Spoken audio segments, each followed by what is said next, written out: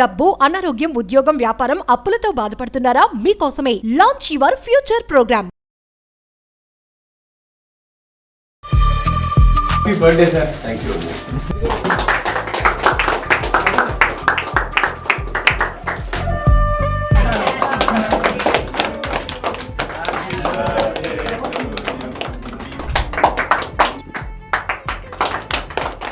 Welcome to Suman TV. నేను మీ Suman TV Nag.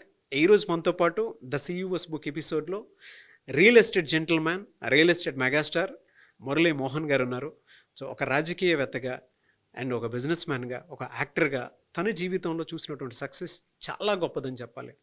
అయితే బిజినెస్లో ప్రాఫిట్ లాసెస్ వచ్చినప్పుడు ఏ విధంగా మనం తీసుకోవాలి అండ్ ఎలాంటి మైండ్ సెట్ని డెవలప్ చేసుకోవాలి, దానితో పాటు ఏదైనా బిజినెస్ పెట్టాలి అని అంటే ఒక ఐడియాని ఎగ్జిక్యూట్ చేసేటప్పుడు ఎలాంటి జాగ్రత్తలు తీసుకోవాలి, మీరు ఒక బిజినెస్ మ్యాన్గా ఎదగాలి అనుకునేటువంటి వాళ్ళు ఈ వీడియో మొత్తం కంప్లీట్గా చూడండి.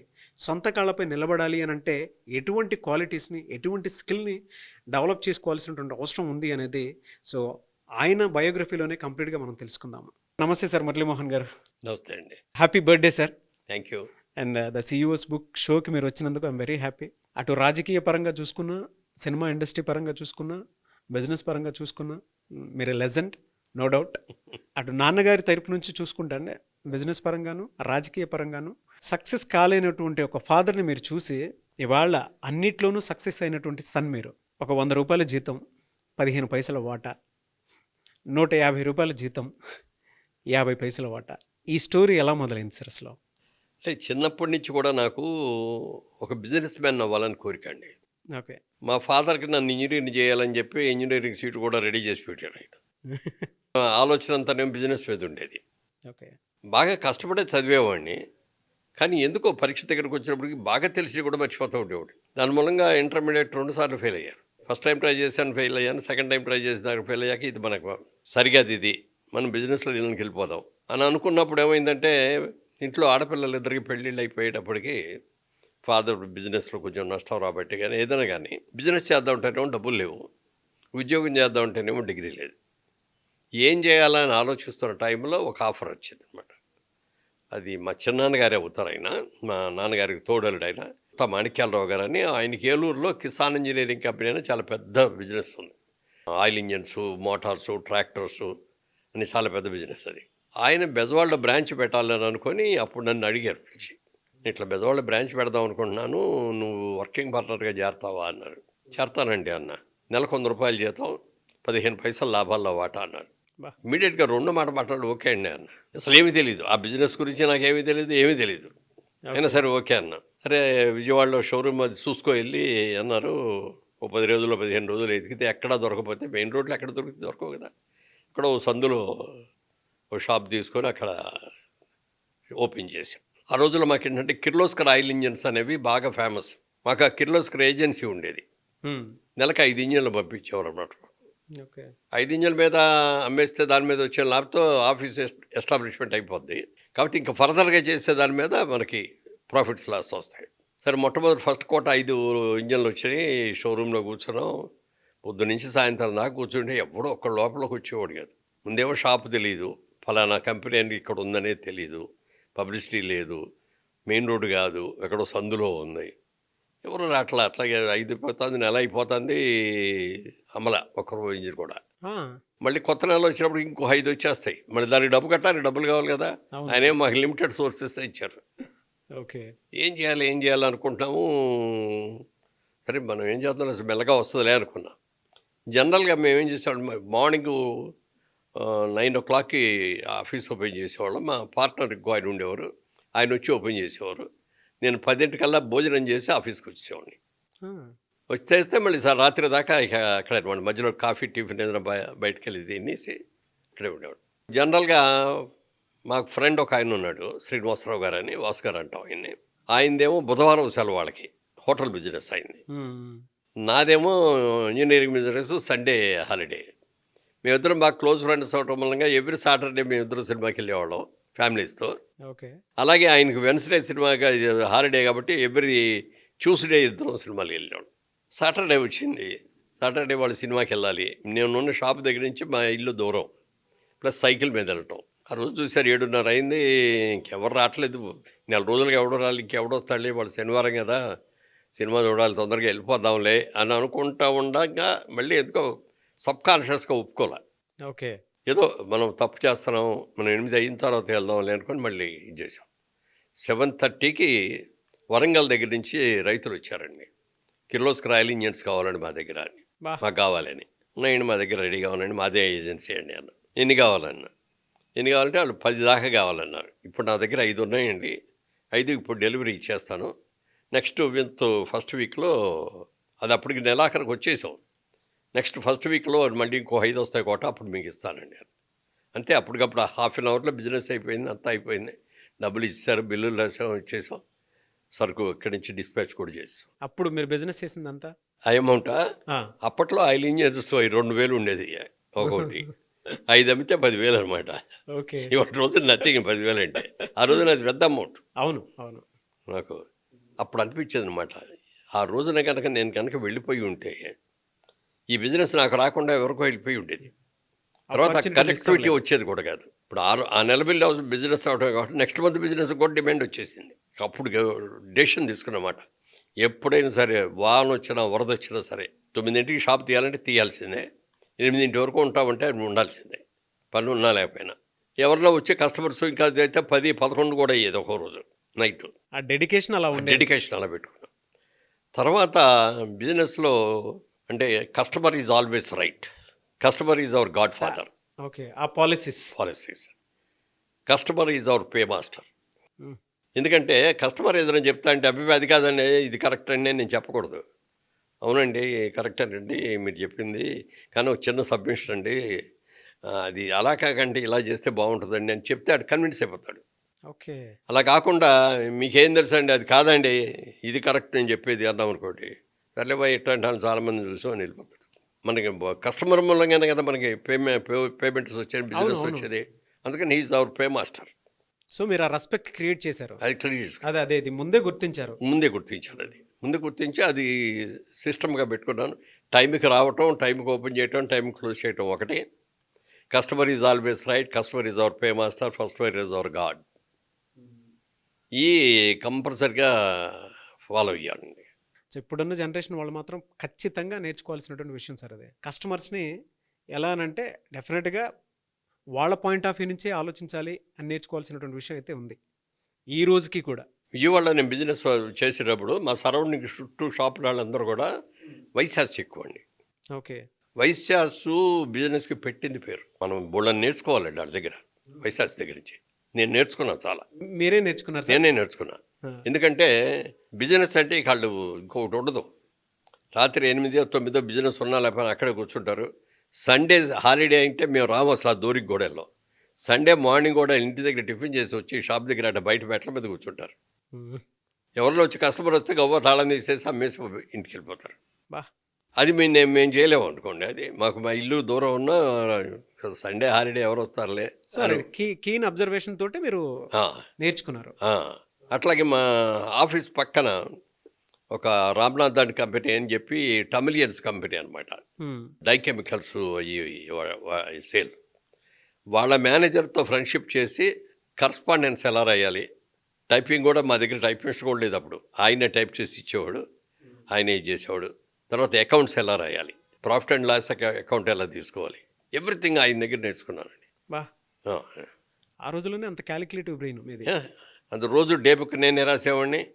డే బుక్లోంచి లెడ్జర్ అని మళ్ళీ దీంట్లో డైరీగా రాసిన దాన్ని మళ్ళీ లెడ్జర్లో ఏ అకౌంట్కి ఆ అకౌంట్కి డివైడ్ చేయాలన్నమాట. అవన్నీ కూడా నేర్చుకున్నా, అక్కడే నేర్చుకున్నా. ఏం సార్ అంత ఇంట్రెస్ట్ ఏం డ్రైవ్ చేసింది మిమ్మల్ని? అంటే నేను నా లైఫ్ అచీవ్ అదే కదా, నేను అనేది ఒక బిజినెస్ మ్యాన్ అవ్వాలి, ఒక మంచి బిజినెస్ మ్యాన్ అవ్వాలి అనేది నా కోరిక. ఓకే. దానికి ఆ కోరికకి మనం అవకాశం వచ్చింది, ఈ అవకాశాన్ని ఎలా సద్వినియోగం చేసుకోవాలి అని చూసానమాట. తర్వాత అప్పట్లో ఇప్పుడు ఈ అమరావతి ఉంది కదా, అమరావతి ఆ ఏరియా అన్ని కూడా మేమే ఇచ్చేవాళ్ళం మోటార్స్. ఓకే. అది ఎందుకు జరిగిందంటే అట్లా నన్ను చూసి ప్లెజెంట్గా బాగా మాట్లాడతాడనే గుడ్ సెన్స్ అన్న అయి ఉండాలి. మా పెదనాన్నగారు, ఇంకో పెదనాన్నగారు, ఆయన మా ఫాదర్స్ బ్రదరే, కానీ ఆయన అడాప్ట్ అయిపోయాడు అక్కడికి, రాయపూడి అని, ఇప్పుడు అమరావతి దగ్గర రాయపూడి. వాళ్ళ పేరు రెఫర్ చేసేవాడిని. అంటే ఒక గ్యారంటీ ఇచ్చేవాడు అనమాట, కొత్త బ్రాండ్ నాది, ఈ కొత్త బ్రాండ్ అయినా మీరు తీసుకోండి, డెఫినెట్గా బాగా పనిచేస్తాయి, మీకు ఏదైనా ప్రాబ్లం వస్తే నేను మారుస్తాను, మీరు వాడింది తీసేసుకుని మీకు కొత్తది ఇస్తాను, ఇది గ్యారంటీ అవన్నీ వాళ్ళు చెప్తా అంటే వాళ్ళు బాగా ఇంప్రెస్ అయిపోయేవారు. సేల్స్ కూడా మీరే ఎలా చేయాలనే దాని మీద ఒక అవగాహన అంతే, తెచ్చుకున్నారు. ఇంకా వేరే సేల్స్ ఎవరు లేరుగా, మేమిద్దరమే. ఓ ఆఫీస్ బాయ్, ఆ షాప్కి మేము ముగ్గురువే, అకౌంటెంట్ నేనే, సేల్స్ నేనే. తర్వాత ఏమో బయటికి వెళ్ళి ఫార్మర్స్ దగ్గరికి వెళ్ళాలి. ఫార్మర్స్ దగ్గరికి వెళ్ళి ఇదిగోనండి మా ప్రాజెక్ట్ ఇది, మీరు తీసుకోండి బాగుంటుంది, బ్రహ్మాండంగా పనిచేస్తాయి అని ఆయన ఎట్లా చేసుకోవాలి అని తిరగటం. కానీ తర్వాత ఏమో బ్యాంక్స్ నుంచి ల్యాండ్ మార్ట్గేజ్ బ్యాంక్స్ అని ఉండేవి.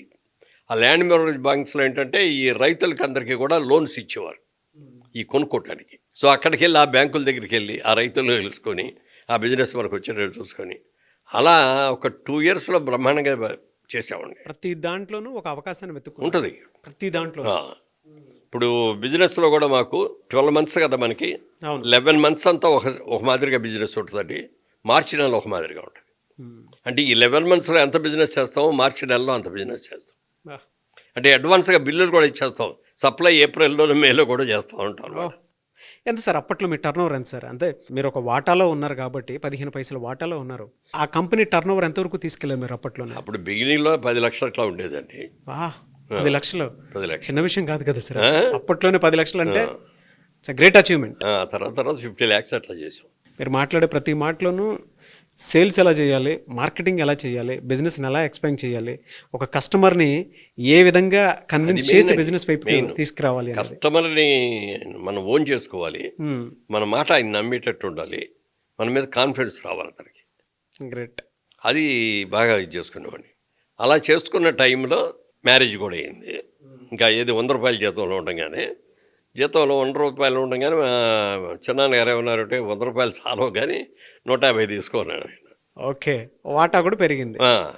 వాటా ఇంకా అప్పటికి పెరగల, 15 పైసలే. 15 పైసలే. ఇంకో సంవత్సరం అయింది. 3వ సంవత్సరంలోకి వచ్చేప్పటికి ఆయన మా చిన్నాన్నగారు ఫోన్ చేసి ఒకరోజు రేపు ఒకసారి రా అన్నారు. వెళ్ళాను. ఏం లేదు, నా షేర్ అమ్మేద్దాం అనుకుంటాను రా, ఎవరెవరో అడుగుతున్నారు వచ్చి, మరి నీకు ఇవ్వటం భావ్యం, ముందు నీకే చెప్తున్నాను, నువ్వు తీసుకుంటానంటే నువ్వు తీసుకోను అంటే వేరే వాళ్ళకి ఇస్తా అన్న. అంటే నా దగ్గర తీసుకుంటాను, డబ్బులు ఎక్కడ ఉన్నాయండి, డబ్బులు లేవు కదా నా దగ్గర. డబ్బులుంటే ఆ రోజునే మీరు షేర్ పెట్టేవాడిని కదండి, మీరు వేరే ఇచ్చేసుకోండి అన్న. ఆలోచించుకొని నీకు 1 వారం రోజులు టైం ఇస్తున్నాను, 1 వారం రోజులు నువ్వు తీసుకోగలిగితే నువ్వు తీసుకో, లేకపోతే వేరే వాళ్ళకి ఇచ్చేస్తాను. ఇంటికి వెళ్ళిపోయాను. అదే ఆలోచన వస్తుంది, ఏం చేయాలి, ఈ ఆఫర్ నెల అవు, దగ్గర డబ్బులు లేవు, మంచి ఆఫరు, మనం బిజినెస్ బాగా డెవలప్ చేసాం, బాగుంది, బ్రహ్మాండంగా ఉంది. ఆలోచిస్తా అంటే మా ఆవిడ కనిపెట్టి, ఏంటి దీర్ఘంగా ఆలోచిస్తారు, ఏంటి ఏదో అన్యమనస్కంగా ఉన్నారు ఏంటంటే, ఏం లేదు మామూలే అన్నా. కాదు ఏంటో చెప్పండి అంది. అంటే అప్పుడు చెప్పా, ఇట్లా చిన్నాన్నగారు ఆయన షేర్ అమ్మేస్తున్నానని చెప్పారు, నన్ను తీసుకోమన్నారు అని. తీసుకోవచ్చు కదా అని తేలిక అని చెప్పాడు. డబ్బులు ఎక్కడోనే, డబ్బు లేకుండా ఎలా తీసుకుంటాం అన్నా. అంటే మా పుట్టింటాళ్ళు మాకు నాకు 5 ఎకరాల పొలం ఇచ్చారు, అది అమ్మేద్దామండి. అంత పెద్ద డెసిషన్ తీసుకున్నారా? మా ఆవిడ అంది. అనగానే నేను అన్నా, వద్దొద్దు, నాకు అస్సలు ఇష్టం ఉండదు, ఆడపిల్లల ఆస్తి ముట్టుకోకూడదు అనేది నా పాలసీ. రేపు పొద్దున్న నేను బిజినెస్ సక్సెస్ అయితే అన్నీ బాగానే ఉంటాయి. సపోజ్ నేను ఫెయిల్ అయింది అనుకోండి నేను బిజినెస్లో, మా అమ్మాయికి ఇచ్చిన ఆస్తి కూడా లేకుండా పాడు చేసాడు, కనీసం 5 ఎకరాల్లో ఉంటే తినడానికి ఇంత బజురు గింజలైనా వచ్చాయి అని అంటారు. ఎట్టి పరిస్థితులు నాకు వద్దు చెప్తే పట్టు కూర్చుని వద్దనే, సిన్సియర్గా వద్దని చెప్పా. అప్పుడు నన్ను కన్విన్స్ చేసింది మా ఆవిడ, మీకెందుకు, మీరు ఎవరు రావద్దు, నేను మా ఇంటికి వెళ్ళి వస్తాను, మా తాతగారితో, అప్పటికి ఫాదర్ లేరు, ఆవిడ ఫాదర్ చనిపోయారు అప్పటికి, మా మదర్ తోటి వాళ్ళతో అందరినీ మాట్లాడొస్తాను అని వెళ్ళింది. వెళ్ళగానే వాళ్ళు చెప్పగానే వాళ్ళు, దానికి ఏముందమ్మా చేసుకోండి, మీకు ఇచ్చిందే కదా, అబ్బాయి బుద్ధిమంతుడు, బాగా బిజినెస్ చేస్తాడు, ఇంకా అంతకంటే కావాల్సిందే ఉంది, తీసుకోండి అని చెప్పి 1 వారం రోజులు అమ్మేసి డబ్బులు ఇచ్చారు. అంత కాన్ఫిడెన్స్ అండి మేము. ఆ వారంలో ఆయన తీసుకెళ్ళి ఆ డబ్బులు ఇచ్చేసాం. ఆయన 35 షేర్ అయింది. ఆ 35 నేను కొనుక్కున్నా, నాకు 15 ఉంది వర్కింగ్, 50% షేర్ హోల్డర్. అంత గౌరవించిన మహాతల్లికి మాత్రం స్పెషల్ థ్యాంక్స్ సార్.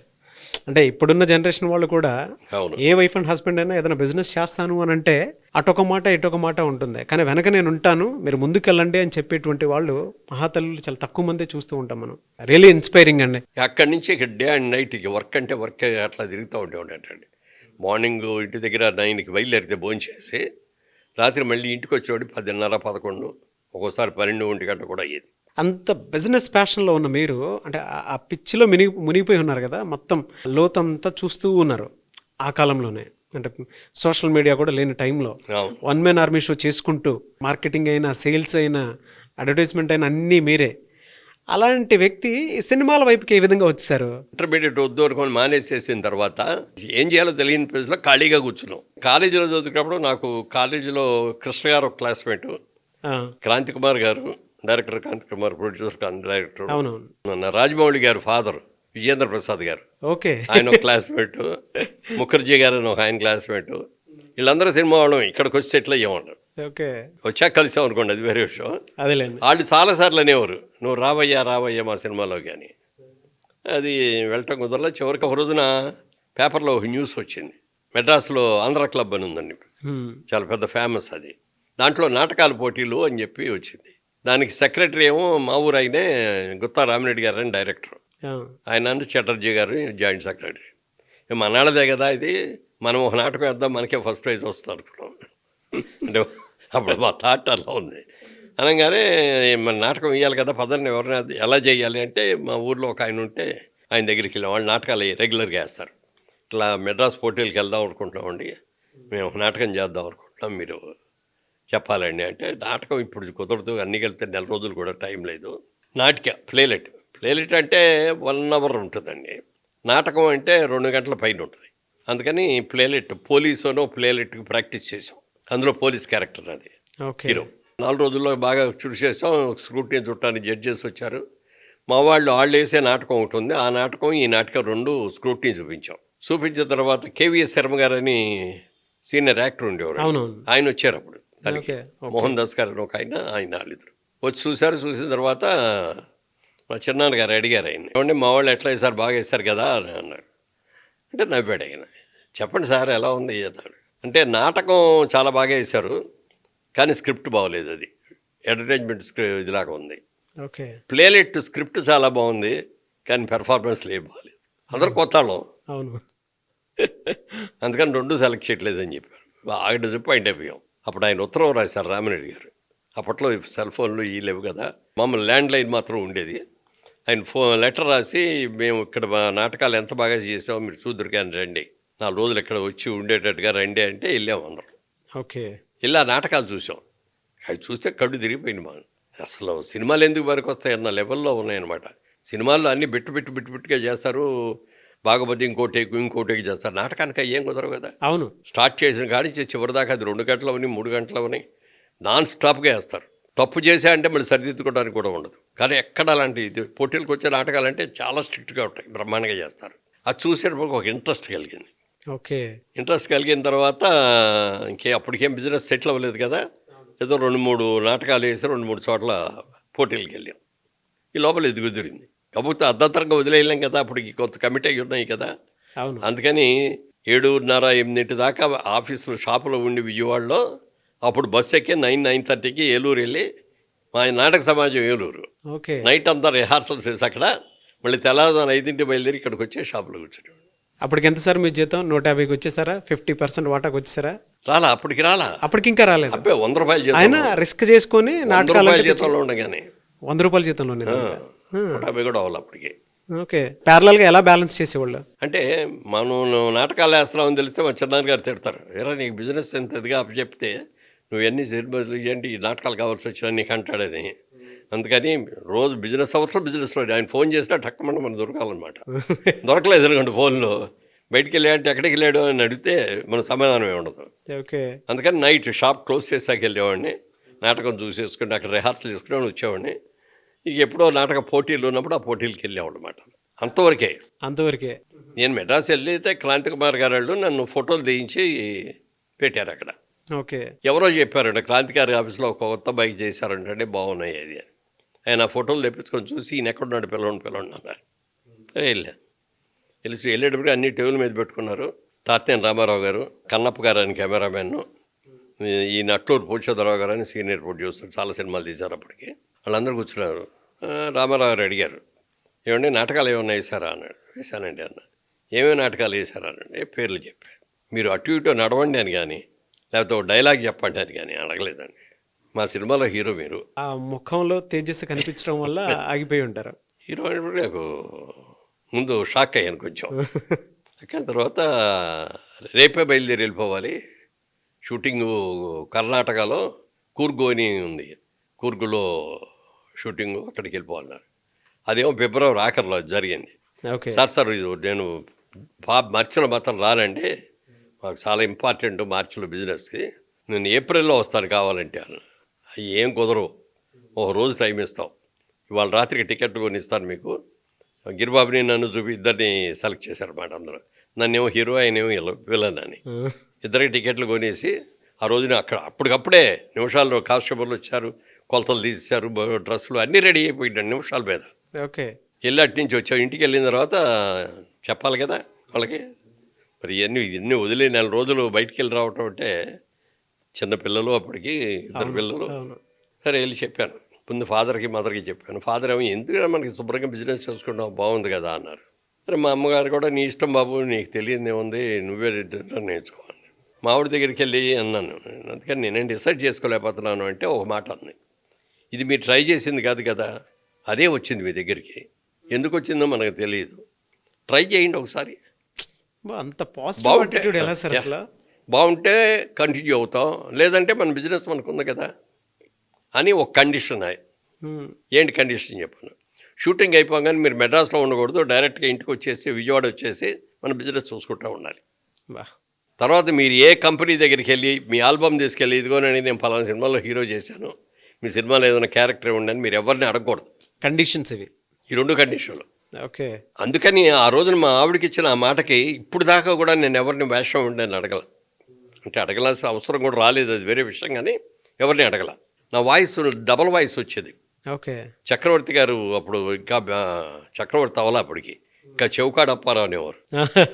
ఆయన నన్ను రికార్డింగ్ థియేటర్కి తీసుకెళ్ళి రికార్డ్ చేసి, వాయిస్ బాగానే ఉంది కానీ కొంచెం పీలగా వస్తుంది, అంటే నాకు స్టార్ట్ చేయగానే కొద్దిగా అది వచ్చేది.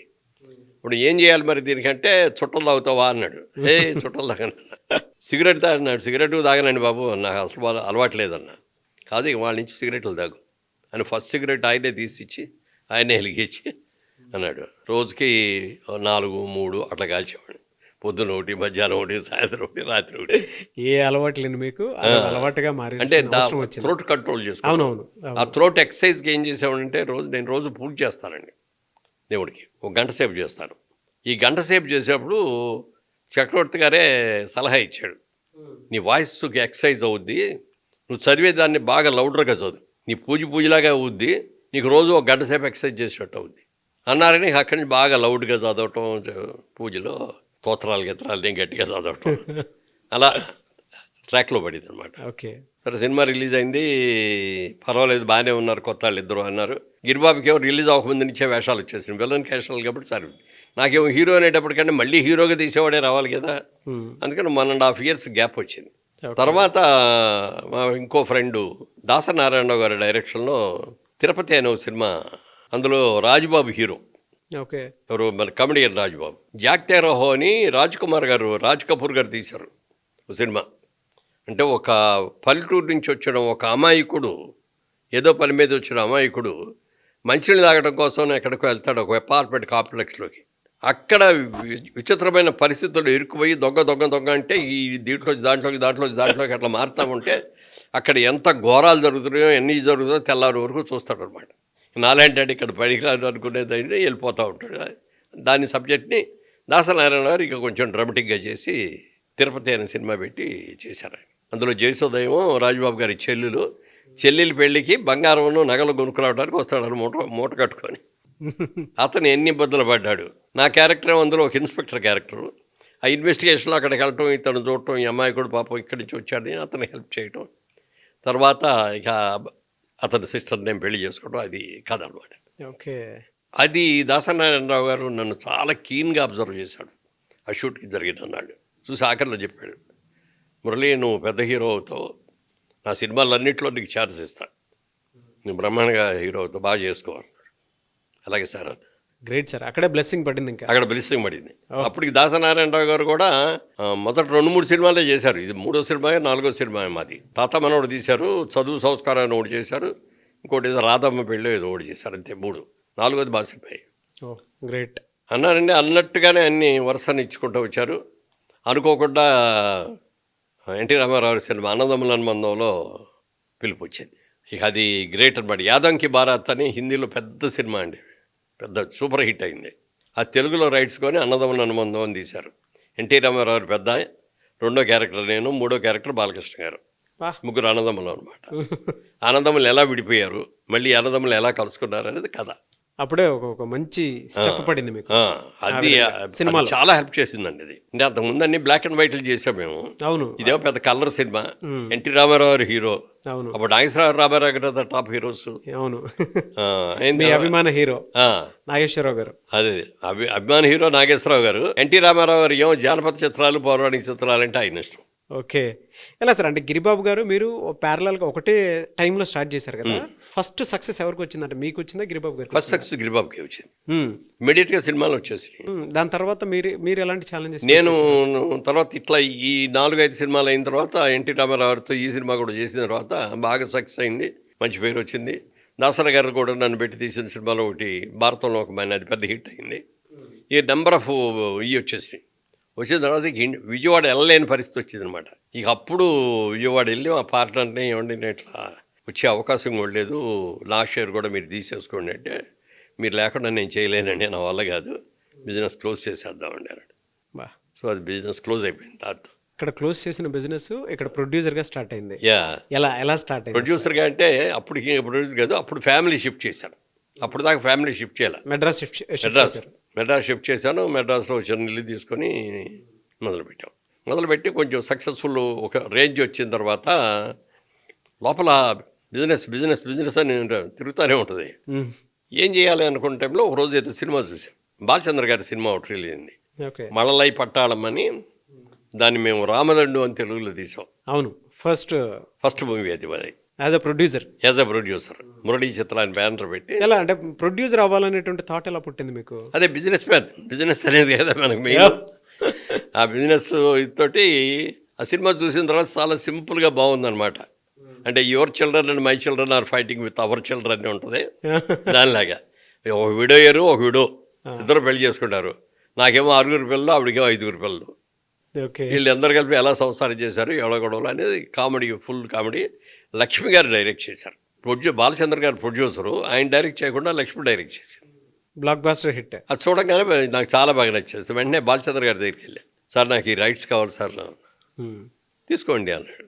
అన్న తర్వాత నాకు లక్ష్మి డైరెక్టర్ కావాలండి అన్న. అంటే లక్ష్మి చేయదు, ఊరిని ఒకసారి నాకు గొడవ పడలేక చేసింది సరదా కోసం. ఆవిడ దగ్గరికి వెళ్తే కూడా నేను నా ప్రొఫెషన్ హీరోయిన్ అండి, నేను చేయనండి, ఏమనుకోవద్దు అంది. బాలచంద్ర గారు మీరే చేయాలి సార్ మీరు అన్న. నేను జనరల్గా రీమేక్లు చేయను బాబు, నా ప్రొడ్యూసర్గా నేనే అయినా, నా సినిమా అయినా కూడా నేను రీమేక్ అది నేను చేయను, ఇప్పుడు ఏం చేయాలి సార్ అన్న. మా అసిస్టెంట్ ఉన్నాడు అసోసియేటు, అతనికి ఛాన్స్ ఇవ్వండి మీరు, నేను రోజు అతనికి ఏ సీన్లు ఎలా తీయాలో అన్ని పొద్దున్నే షార్ట్ డివిజన్ చేసి ఇస్తూ ఉంటాను, అవి తీసుకొని వెళ్ళి చేస్తాడు. ఇంపార్టెంట్ సీన్లు, క్లైమాక్స్, పాటలు నేను తీస్తా, దర్శకత్వ పర్యవేక్షణ మీ పేరు వేసుకుంటాను సార్ అన్నాడు. ఓకే అన్నాడు. ఓకే. అట్లా రామదండికి ఒక కొత్త డైరెక్టర్తో ఆయన పర్యవేక్షణలో అది మంచి హిట్ అయింది. ఎంత పెట్టి తీశారు సార్ అప్పట్లో? అది అప్పుడే 3.5-4 ఉంటుంది, 4 లక్షలు. కలెక్షన్ ఎంత వచ్చింది? 10 lakhs దాకా వచ్చింది. ఫస్ట్ పిక్చరే సక్సెస్, గ్రేట్ సక్సెస్. ప్రొడక్షన్ వరకు బాగానే ఉంది, సక్సెస్ చూశారు. ఎప్పుడైతే మీరు డిస్ట్రిబ్యూషన్ వైపు వచ్చారో అక్కడ నష్టాలు చవి చూశానని చెప్పేసి ఒక్కొక్క బుక్లో నేను చదవటం జరిగింది. ఎలా డిస్ట్రిబ్యూషన్ వైపు వచ్చి చేతులు కాల్చుకున్నాను, అనవసరంగా వచ్చాను అనేటువంటి ఆలోచనలో మీరు పడ్డారు అని చెప్పేసి తెలిసింది నాకు. ఎలా, ఏం జరిగింది అసలు? సినిమా ప్రొడ్యూసర్గా బాగానే ఉంది అనుకున్న తర్వాత ఇల్లు అది కూడా కొనుక్కున్నాం, కారు కొనుక్కున్నాం, అవన్నీ అయిపోయిన తర్వాత డబ్బులు వచ్చినాయి. ఎందులో పెట్టాలి ఇది అనేది నడిస్తే డిస్ట్రిబ్యూషన్లో పెడదామని అనుకున్నాం. 2 డిస్ట్రిబ్యూటర్ కంపెనీలో పెట్టాను. ఒకటేమో నైజాం హెడ్ క్వార్టర్స్, ఒకటేమో విజయవాడ హెడ్ క్వార్టర్స్. ఓకే. రెండిట్లోనే షేర్ హోల్డర్గా పెట్టాను. పెట్టిన తర్వాత ఇక్కడ హైదరాబాద్లో పెట్టిందేమో కంప్లీట్గా మూతపడిపోయింది. ఓకే. విజయవాడలో పెట్టిన దానికి ఏమైపోయిందంటే ఆ పార్ట్నరు ప్రాబ్లమ్స్ వచ్చేసి అతను తట్టుకోలేక సూసైడ్ చేసుకున్నాడు. ఆ సూసైడ్ చేసుకోవటం వల్ల అప్పటికి నేను ఒక్కడే అందులో పార్ట్నర్గా ఉన్నది. నేనేమో సినిమా ఇండస్ట్రీలో ఫ్లరిషింగ్గా ఉన్నాను, డబ్బులు ఉన్నాయి, ఈయన పట్టుకుంటే వచ్చేస్తాయని చెప్పి వాళ్ళంతా నా మీద పడ్డారు.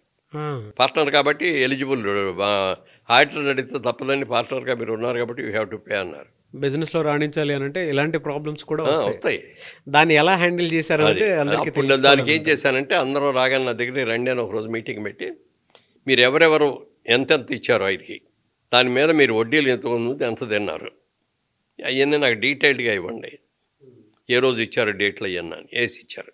అప్పుడు నేను ప్రపోజల్ చెప్పాను, మీరు ఎంత ఇచ్చారో నాకు అనవసరం, మీరు ఇచ్చిన రోజులు వడ్డీ అనేది ఇవ్వను. ఆ రోజు ₹1,00,000 ఇచ్చారంటే ఇవాళ 1,50,000 ఇస్తా.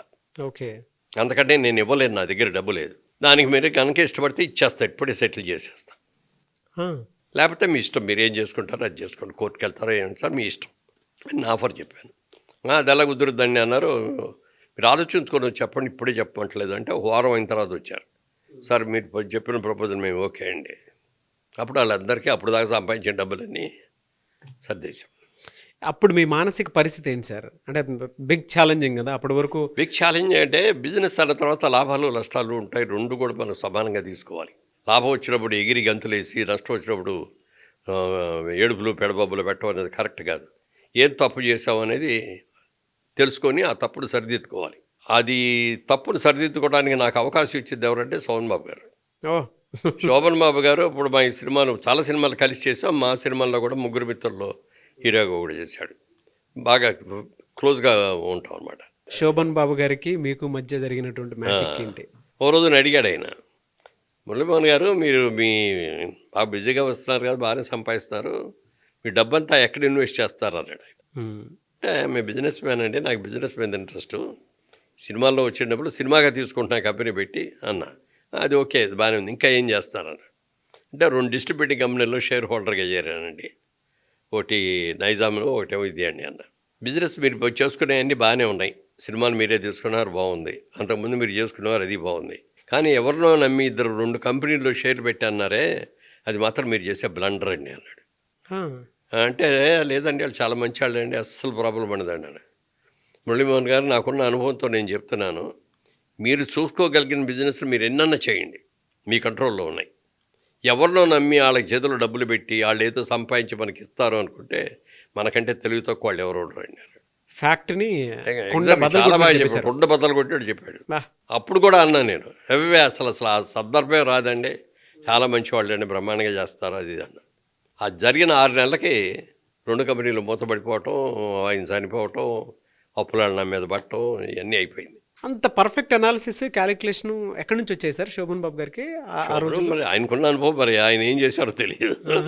ఆయనకు వచ్చింది మాత్రం చాలా సిన్సియర్గా చెప్పాడు నాకు. ఆయన చెప్పగానే తర్వాత వెళ్ళి అడిగి చెప్పాయండి, ఆ రోజున మీరు ఎలా అన్నారో తెలియదు కానీ నాకు అదే జరిగిందండి, పెట్టింది మొత్తం పోయిందండి, నా పెట్టుబడి పోగా ఎదురు మళ్ళీ వాళ్ళకి డబ్బులు కట్టారండి అన్న అని. అప్పుడు అడిగాను ఆయన్ని, ఏమండి మరి నాకున్న నా సినిమాలకి నేను చేసే ఇదికి నేను తీసుకునే రెమ్యూనరేషన్కే నాకు ఇంత ప్రాబ్లం వచ్చింది, మీరు నాకంటే ముందు నుంచి హీరోగా ఉన్నారు, నాకంటే పెద్ద హీరో, మీరు చాలా సినిమాలు చేస్తున్నారు, మీ దగ్గర బాగా డబ్బులు ఉండాలి కదా, మీరు ఎక్కడ ఇన్వెస్ట్ చేస్తారన్న. అంటే ఆయన చెప్పాడు, ఈ ప్రపంచంలో 3 వంతుల సముద్రం ఉంది, 1 వంతే భూమి ఉంది. ఈ భూమిని మనం పెంచలేం, మనం కొనలేం, పెంచలేం. రోజు రోజుకి జనాభా విపరీతంగా పెరిగిపోతుంది, రాబోయే రోజుల్లో ల్యాండ్కి డెఫినెట్గా మంచి డిమాండ్ వస్తుందని నేను నమ్మాను, అందుకని నాకు దగ్గర డబ్బులు ప్రతి రూపాయి కూడా ల్యాండ్ మీద పెడతాను అన్నాడు. అది నాకు బ్రహ్మాండంగా నచ్చిందండి. అందరికీ తెలిసిన మాటే అయినా కూడా కరెక్ట్ టైంకి చెప్పారు ఈయన ఇది అని అనుకొని అక్కడి నుంచి నా వచ్చిన డబ్బులు వచ్చినట్టుగా ఎక్కడో బెడ్రాస్లో చిన్న చిన్న ల్యాండ్లు కొనటం, చిన్న చిన్న ఇళ్ళు కొనటం, అట్లా చేయడం మొదలుపెట్టాం. అవన్నీ కూడా ప్రాఫిట్స్ వచ్చాయి. అది అయిన తర్వాత ఈ ఇండస్ట్రీ ఇక్కడికి షిఫ్ట్ అయింది. ఓకే, హైదరాబాద్కి వచ్చింది మెడ్రాస్ నుంచి. వచ్చిన తర్వాత అప్పటికి నేను 20 ఏళ్ళు పైన అయిపోయింది సినిమాల్లోకి వచ్చేసి. అప్పటికి 73లో వచ్చాను, 93కి ఇక్కడికి వచ్చాను, 20 ఏళ్ళు పూర్తయింది అప్పటికి. అప్పటికి ఏమైందంటే నేను రావటమే నా 33వ సంవత్సరంలో నేను హీరోయిన్ అయ్యా. నా ఏజ్ లేట్ ఏజ్ అని చెప్పేసి లేట్ ఏజ్లో వచ్చా. కాకపోతే అప్పటికి కూడా లేట్ ఏజ్లో ఉన్నా యంగ్గా కనపడ్డాడని చెప్పి అసలు ఏజ్ ఎంత అని ఎవరు అడగలేదు, అట్లా వచ్చింది. నేను అనుకున్నాను అనమాట, మ్యాక్సిమం మనం 15 ఏళ్ళు, మ్యాక్సిమం 20 ఏళ్ళు, 20 ఏళ్ళకి మించి మనం ఉండకూడదు, వెళ్ళిపోవాలి, మనం హీరో చేయకూడదు అని అనుకొని నాకు నేనే ఒక రోజు డెసిషన్ తీసుకొని ప్రెస్ని పిలిచి ఇక్కడి నుంచి నేను హీరో అయ్యటం మానేశాను, నా సొంత సినిమాల్లో కూడా నేను హీరోయిన్, క్యారెక్టర్ రోల్స్ ఉంటే చేస్తాను. సరే అనుకోని క్యారెక్టర్ రోల్స్ చేద్దామని చెప్పి అనౌన్స్మెంట్ ఇచ్చాం. 3-4 సినిమాలు వచ్చినాయి, సినిమాలు రిలీజ్ అయిన తర్వాత హీరోయిన్ ఫాదర్ లాగా లేడండి ఆయన, హీరో బ్రదర్ లాగా ఉన్నాడు, హీరోయిన్ బ్రదర్ లాగా ఉన్నాడు అన్నారు. అదే డిజర్వేజ్ అయింది. అప్పుడు 50 ఏళ్ళు వచ్చేసినాయి, బా వచ్చినా కూడా తేజస్ మాత్రం ఇంకా 30 ఏళ్ళు ఇదిలాగానే ఉంది. సరే అప్పుడు ఆలోచించాం, మళ్ళీ హైదరాబాద్ వచ్చాం, సినిమాల్లో సంపాదించాం, బాగానే ఉంది. కానీ దాన్నే నమ్ముకొని ఇక్కడే కూర్చుంటే మనం ఏమైపోతాం, మళ్ళీ బిజినెస్ స్టార్ట్ చేద్దాం అని. అప్పుడు ఏం చేయాలి బిజినెస్ అంటే సోమన్ బాబు గారు చెప్పిన ఐడియా అది. దాన్ని బేస్లో పెట్టుకొని ల్యాండ్, ఫస్ట్ ల్యాండ్ ఎక్కడ కొన్నారు సార్ మీరు? ఎంత హైదరాబాద్లో ఇక్కడ అది నిజామాబాద్ వెళ్ళే రోడ్ అండి, ఓకే. మేడ్చల్ యువతల అక్కడ ఒక ల్యాండ్ మెయిన్ రోడ్డు పక్కనే ఉంటే అది కొన్నాం. మొత్తం ఉందా 50 ఇప్పటికి? acres అది. 50 acres ఉందా ఇప్పటికి? లేదు ఉంటే ఉంటే అదే మొత్తం 300 కోట్లు అయ్యేది. ఉంటాం మన దగ్గర అంత డబ్బే లేదు కదా, అవును. కొంటాం అమ్మేయటం. ల్యాండ్ అమ్మంటాం కదండి, ప్రాజెక్ట్ చేసి రోడ్స్ వేసి డెవలప్మెంట్ అంతా చేసి అట్లా అమ్ముతాం అనమాట. ఈ ప్రాఫిట్ ఒరిజినల్ పుచ్చుకొని మళ్ళీ ఇంకో ప్రాజెక్ట్కి వెళ్తాం. అలా ఆ ప్రాజెక్ట్ చేసినప్పుడు మీకు చెప్తాను, మొట్టమొదటిసారి మేము చేసిన ప్రాజెక్ట్లో 400 రూపాయలకి అమ్మేవాడి గజం. 400 రూపాయలు. 400. ఇవాళ ఎంతో తెలుసండి, 2 లక్షలు గజం. అలాగే తర్వాత ప్రాజెక్టు ఇక్కడ శిల్పారామం ఉంది కదా, అవును. శిల్పారామం పక్కనే జైబేరి ఎన్క్లేవ్ అని పెట్టి అది చేసాం. అది 25 acres ఎంతో అది. అప్పుడు అది 1000 రూపాయలకి అమ్మాం గజం. 1000 రూపాయలకి అమ్మితే ఇవాళ 3 లక్షలు ఉంది. అది ఇందాక మీరు అన్నారే అయినా మీ దగ్గర ఉంచుకున్నారా అని, అది ఉంచుకున్నది ఇవాళ రోజున ఎంత డబ్బులు.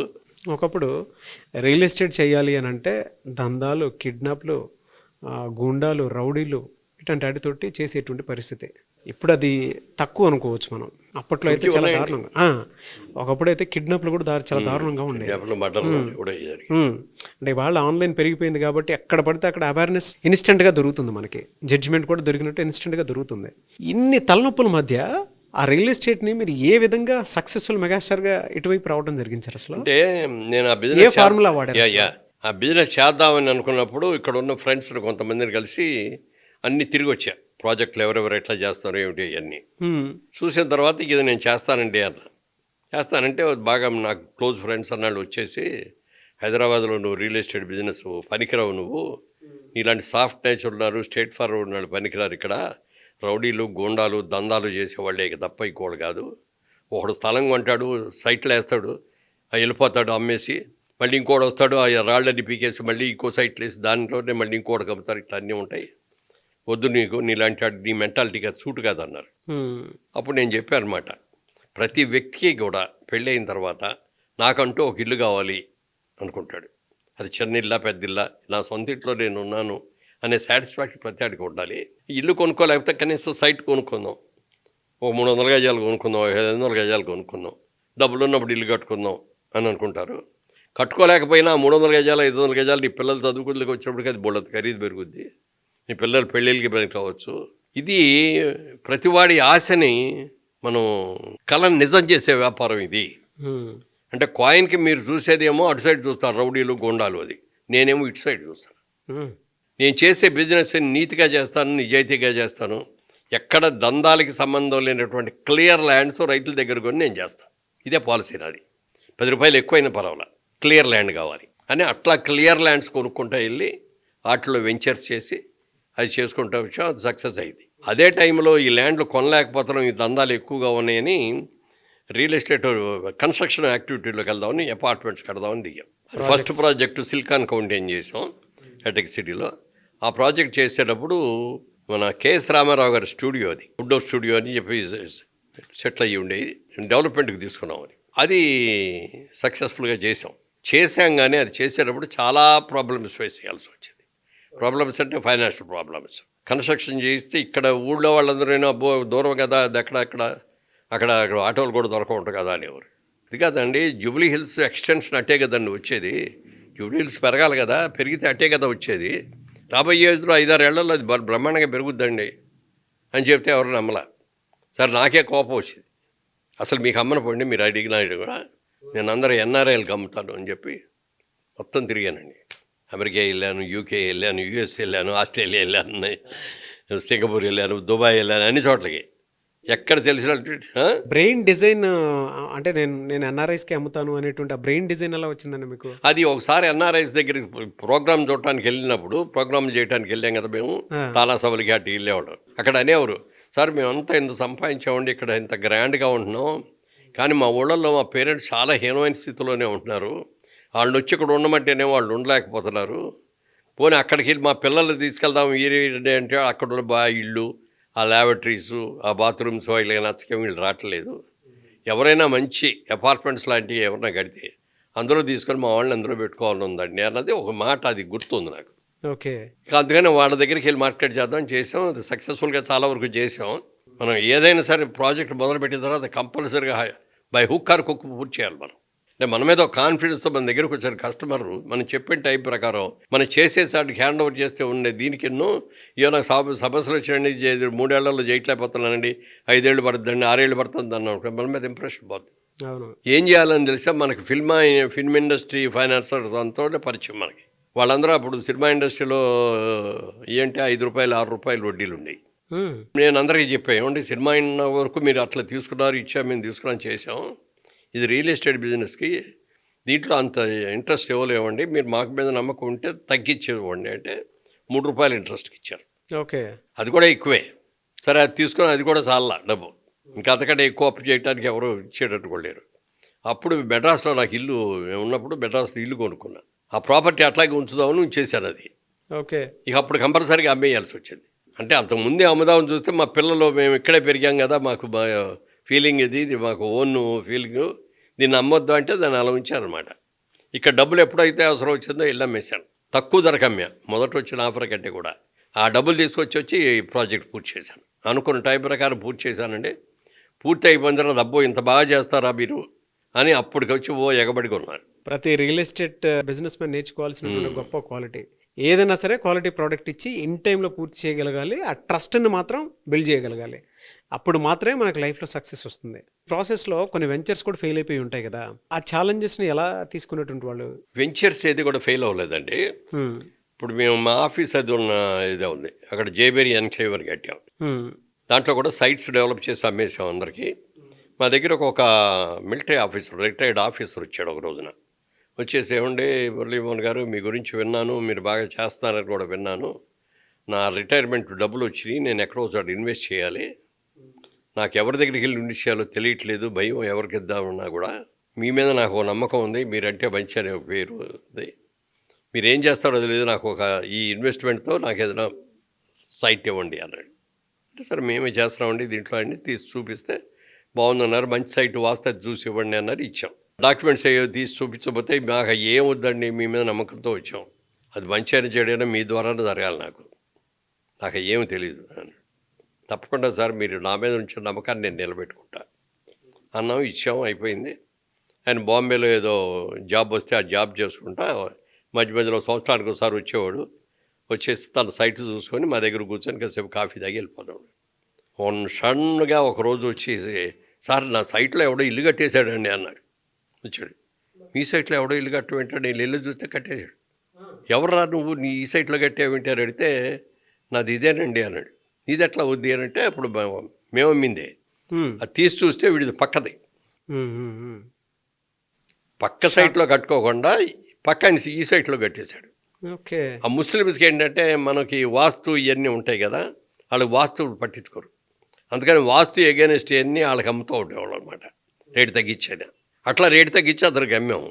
వాడు వాడి సైట్లో కట్టుకోకుండా వీధి సోలు ఉన్న సైట్లో కట్టుకోకుండా ఇద్దరు కట్టాడు, ఇదేమో మంచి సైట్, డబ్బులు ఇచ్చేసే సైట్ కానంటే నా దగ్గర డబ్బులు ఎక్కడ ఉన్నాయని నేను ఇచ్చేసానండి అని. ఏం చేయాలి ఇప్పుడు? వేరే ఎవరో ఒకళ్ళు అమ్ముతానంటే వాళ్ళ దగ్గర సైట్ కొని ఆ సైట్ వీళ్ళకి ఇచ్చి అంత రిస్క్ చేశారు. రిస్క్ చేయాలి, చెబితే పేరుపోద్దు కదా. మన మీద ఇంత నమ్మకంతో అక్కడ పెట్టి చేసిన తర్వాత దాంట్లో 3 లక్షలు 4 లక్షలు లాస్ వచ్చింది. అయినా సరే అది చేసిన తర్వాత అండి ఆయన ఎంత ఆనందపడిపోయాడంటే, మా తరఫున ఎన్ని చోట్లకి వెళ్ళి మురళీమోహన్ గారి దగ్గర ఇట్లా కొన్నా ఇలా జరిగింది, ఇమ్మీడియట్గా ఆయన ఇంకో సైట్ కొనేసి నాకు ఇచ్చాడు. ఏం క్రెడిబిలిటీ సంపాదించారు సార్ అసలు రియల్ ఎస్టేట్లో చేసేటువంటి వాళ్ళు? ఈ క్రెడిబిలిటీని సంపాదించుకోవాలి. నేను అందరికీ అదే చెప్పే ఉంటాండి, మీరు అన్నట్టుగా ఇక్కడ సిస్టమేటిక్గా ఉండేది కదా ఇక్కడ రియల్ ఎస్టేట్ బిజినెస్.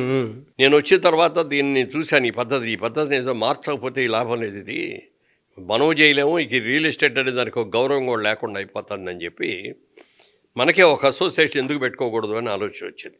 ఓకే.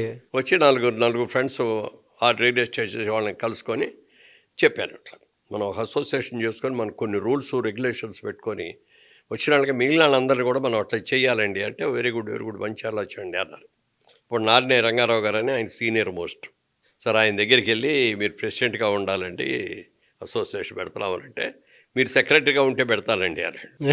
సరేనండి అయితే అని చెప్పి నేను సెక్రటరీగా ఆయన ప్రెసిడెంట్గా ఈ Andhra Pradesh real estate developers association పెట్టాం. మెల్లమెల్లగా అందరినీ జాయిన్ చేసుకొని మాకు మేము కొన్ని రూల్స్ రెగ్యులేషన్స్ పెట్టుకున్నాం.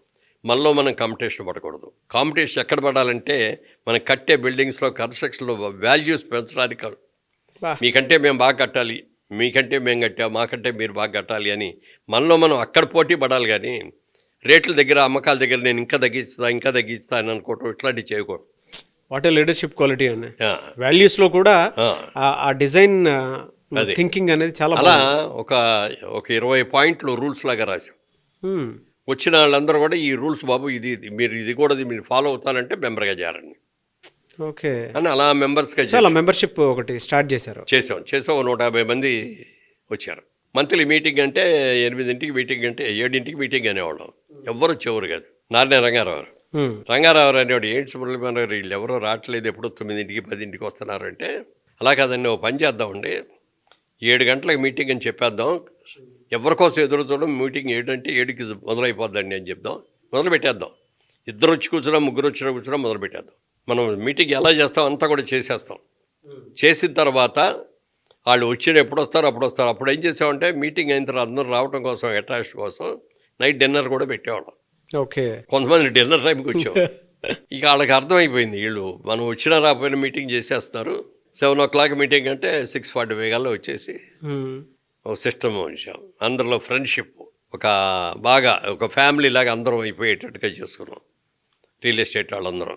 రియల్ ఎస్టేట్ గ్రౌండ్లో ఉన్నదాన్ని కార్పొరేట్ లెవెల్కి తీసుకెళ్ళాం. ఇప్పుడు కూడా మీకు చెప్తారండి, ఆ అసోసియేషన్లో ఇంతవరకు ఎలక్షన్ అనేది జరగల. పెట్టి 25 సంవత్సరాలు అయింది. ఇది ఒక్కసారి కూడా ఎలక్షన్ జరగలేదండి. Great sir. నామినేట్ చేసుకుంటాం మేమే, ఎవరు ఇంట్రెస్ట్, ఎవరు బాగా చేస్తారు, ఎవరి దగ్గర కెపాసిటీ ఉంది, ఎనానిమస్గా నా మీద పెట్టేవారు బాధ్యత. అదిగో ఇది అని చెప్పి వాళ్ళనే పిలిచి చెప్పేవాడిని కూర్చోబెట్టి, బాగుందండి అనేవారు.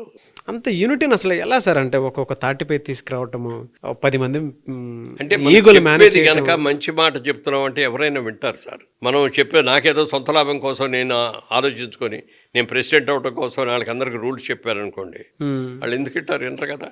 అందుకని నేను అది కూడా రూల్ పెట్టా. మామూలుగా 2 years పీరియడ్ అండి మాకు కాబట్టి వస్తే 2 years అయిన తర్వాత మళ్ళీ 2 yearsకి వేరే ఇది ఉంటుంది. ఒక్కసారి ప్రెసిడెంట్ అయిన అతను 2వ టర్మ్ వరకు ఉండొచ్చు, 2 terms మాత్రం. 3rd టైం ఎంత ఎఫిషియెంట్ అయినా ఉండకూడదు. ఓకే. మళ్ళీ కొత్త వాళ్ళు రావాల్సింది. అంటే అమెరికన్ సిస్టమ్ అండి. అమెరికన్ ప్రెసిడెంట్స్ 1 term లేకపోతే 2వ term వరకు చేయగలుగుతారు, ఆ తర్వాత ఎవరు చేయటానికి లేదు అసలు. అది దీంట్లో పెట్టాము. 30 yearsగా ఒక్కొక్క ఫార్ములాను ఫాలో అయ్యి ఇక్కడ దాకా వచ్చారు, సక్సెస్ అయ్యారు. అండ్ అదే క్రెడిబిలిటీ ఉంది, దాన్ని నమ్ముకొని ఇక్కడ దాకా వచ్చి ఇంకా సక్సెస్ ఫార్ములాని ఇంకా కంటిన్యూ చేస్తూ ఉన్నారు. ఇప్పుడు ఉండేటువంటి వాళ్ళు చిన్న ఛాలెంజ్ వస్తే ఫేస్ చేయలేనటువంటి పరిస్థితి. ఏదైనా సరే మనకి ఎందుకు వచ్చిందిలే అనుకొని వదిలేసి వెళ్ళిపోయేటువంటి పరిస్థితి చూస్తూ ఉన్నాం. ఈ బిజినెస్లో దిగాలి అని అంటే ఎలాంటి గట్స్ కావాలి? ఇప్పుడు ఉండేటువంటి వాళ్ళకి మీరు ఏం చెప్తారు? ఇక్కడ ముఖ్యంగా రండి, హైదరాబాద్లో ల్యాండ్స్ అని ఏంటంటే ఇదివరకు ఇక్కడ ముస్లిం గవర్నమెంట్, ఇక్కడ ఎక్కువ ముస్లిం డామినేషన్, ముస్లిం ఫ్యామిలీస్ ఉన్నాయి. ఇక్కడ పెద్ద సైట్స్ అన్నీ ముస్లిమ్సే మేజర్గా. సో ముస్లిం లా వేరును మన ఇండియన్ హిందూ లా వేరు. మన లాలో కొన్ని పెళ్ళి అంటే ఒక భార్యే, 2 పిల్లలు 4 పిల్లలు. ముస్లిమ్స్లో వచ్చేటికి 3 భార్యలు 4 భార్యలు కూడా ఉంటారు. అక్కడ మ్యారేజ్లు చేసుకుంటానే వాళ్ళకి తప్పులేదు అందులో. తర్వాత తలాక్ అంటే విడిపోవటం, ఇవన్నీ మనకు లేవు. ఎక్కువ సైట్స్ వాళ్ళ దగ్గర నుంచి కొనాల్సి వచ్చేది. ఓకే. అయితే దాంట్లో కొనడం మూలంగా ఇబ్బందులు ఏమొస్తాయి అంటే, అవి కొన్నప్పుడు అన్ని చూసాలను రిజిస్ట్రేషన్ అన్నీ అయిపోయేది. అయిపోయిన తర్వాత మనం వర్క్ మొదలు పెట్టిన తర్వాత ఇది మాదేనండి అని కూడా వచ్చేవాడు. మీదెట్టా అవుద్దయ్యా, మీకేంటి సంబంధం అంటే, నేను ఆయనకి 3వ భార్య కొడుకునండి, నేను సంతకం పెట్టలేదు అందులో. ఇదేంటారు బాబు నువ్వు ఇట్లా పెట్టలేదంటే, మాది ఇది కదా అన్నాను. సరే ఇట్లాంటివన్నీ లాభం లేదు, సౌమ్యంగా సెటిల్ చేసుకోవాల్సిందే అని చెప్పి నన్ను కూర్చోబెట్టి మెల్లగా చెప్పి, ఇది నీది కాదు బాబు, మాది బాబు, ఇట్లా మేము కొనుక్కున్నాం, ఇదిగో నువ్వు ఇది తీసుకో, ఒక అమౌంట్ ఏదో ఇచ్చి నువ్వు దీని మీద సంతకం పెట్టు, ఇంకా దీని మీద నాకేం ఇది లేదు అని. అలా ఒక్కొక్కటి సెటిల్ చేసుకుంటూ వర్క్ మొదలుపెట్టేవాళ్ళు అనమాట. చాలామంది వచ్చి చాలా మంచి ల్యాండ్ సార్, బ్రహ్మాండమైన ల్యాండ్, చిన్న చిన్న ప్రాబ్లమ్స్ ఉన్నాయండి, మీరు సాల్వ్ చేసుకుని అడిగితే హాఫ్ రేట్కి వస్తుందండి అని ఎవరు. బాబు హాఫ్ రేట్కి వస్తుందని చెప్పి నేను కొన్నాను. నాకు లిటికేషన్ వద్దు, నాకు క్లియర్ ల్యాండ్ కావాలి, 10 రూపాయలు ఎక్కువైనా పర్వాలా, క్లియర్ ల్యాండ్ కావాలి అని నేను కొనేవాడిని కాదు. మా అసోసియేషన్లో కూడా అందరికీ చెప్పాను అది. మనం ఏదైనా సరే లిటికేషన్లో ఉన్న ల్యాండ్లు కొనొద్దు అని చెప్పి అలా చేసుకుంటూ వచ్చాం. కాబట్టి వాళ్ళు బాగున్నారు, మేము బాగున్నాం. పర్ఫెక్ట్ జడ్జ్మెంట్ ఉందో లేదో రీచెక్ చేసుకుని చేయమంటారు ఇప్పటికి వచ్చే బిజినెస్ మ్యాన్లకి అంతే. ఓకే. ఇప్పుడు చాలామంది అట్లా లిటిగేషన్లో పడిపోయి వాళ్ళు కష్టపడి సంపాదించుకున్న డబ్బులు కూడా పోగొట్టుకున్న వాళ్ళు కూడా చాలామంది ఉన్నారు. ఓకే. కాబట్టి మా దగ్గర మాత్రం అలాంటివి ఎక్కడ సార్, ఒక్కడికి not even single case. Okay, very good sir. Jayabheri production ఎలా గిరిబాబు గారి దగ్గర నుంచి మీ వైపుకి అసలు ఏ విధంగా వచ్చింది అది? గిరిబాబు గారు జయభేరి బ్యానర్ అని పెట్టి మొట్టమొదటి దేవతలారా దీవించండి అని ఒక సినిమా తీశాడు. అందులో నేను కూడా ఒక క్యారెక్టర్ చేశాను, సక్సెస్ అయింది బాగా. అది అయిన తర్వాత ఆయనకి జానపద సినిమాలు అంటే బాగా ఇష్టం గిరిబాబు గారికి. ఓకే. కృష్ణ గారిని హీరోగా పెట్టి కృష్ణ గారు గిరిబాబు గారు ఇద్దరు హీరోలుగా, సినిమా పేరు గుర్తులేదు నాకు, ఆ సినిమా తీశారు. ఓకే. అది కూడా బాగా ఆడింది. మూడో సినిమాకి ముద్దు ముచ్చట అని ఒక సినిమా టైటిల్ అది, దాంట్లో నన్ను హీరోగా బుక్ చేశాడు. అది వాళ్ళ ఊరిలో షూటింగ్ అన్నాడు, అక్కడికి వెళ్ళాం. వెళ్ళేటప్పుడు క్లాప్ బోర్డ్ మీద చూస్తే జయభేరి ఏం లేదు, మాధవి చిత్ర అని ఉంది. ఇదేంటయ్యా మాధవి చిత్ర, జయభేరి కదా మంది, మాధవి చిత్రం ఉందేంటి అన్నాను. మా అమ్మాయి పేరు మాధవి కదా, మాధవి చిత్ర అని పెట్టుకున్నాను అన్నాడు. మరి జయభేరిని ఏం చేసావన్నా, అది మానేసినట్టే అన్నాడు. ఇది నీకు అభ్యంతరం లేకపోతే ఆ జయభేరి నాకు ఇవ్వయ్యా, నాకు జయభేరి అంటే చాలా ఇష్టం. జయభేరి అనేది ఒక మంచి నోట్ కదా. అవును. ఇదివరకు యుద్ధం చేసిన తర్వాత వాళ్ళు వచ్చిన తర్వాత గెలిచి వచ్చిన తర్వాత జయభేరి మోగించావు అనమాట. ఆనందం. ఇప్పటికీ మన పేపర్లో చూస్తే రాత్రి క్రికెట్ మ్యాచ్లో మన ఇండియన్ టీము జయభేరి మోగించేది అంటారు. అవును. అది నాకు ఆ టైటిల్ నచ్చి, నీకు అభ్యంతరం లేకపోతే అది నాకు ఇస్తావా అని. టైటిల్లో ఎక్కడో సక్సెస్ ఉంది, సక్సెస్ ఉంది దాంట్లో అని మీరు ఫీల్ అయ్యారు బలంగా. అందులో ఒక ఎమోషన్ ఉంది, జాయ్ఫుల్ మూమెంట్ ఉంది అని ఫీల్ అయ్యారు అప్పట్లోనే.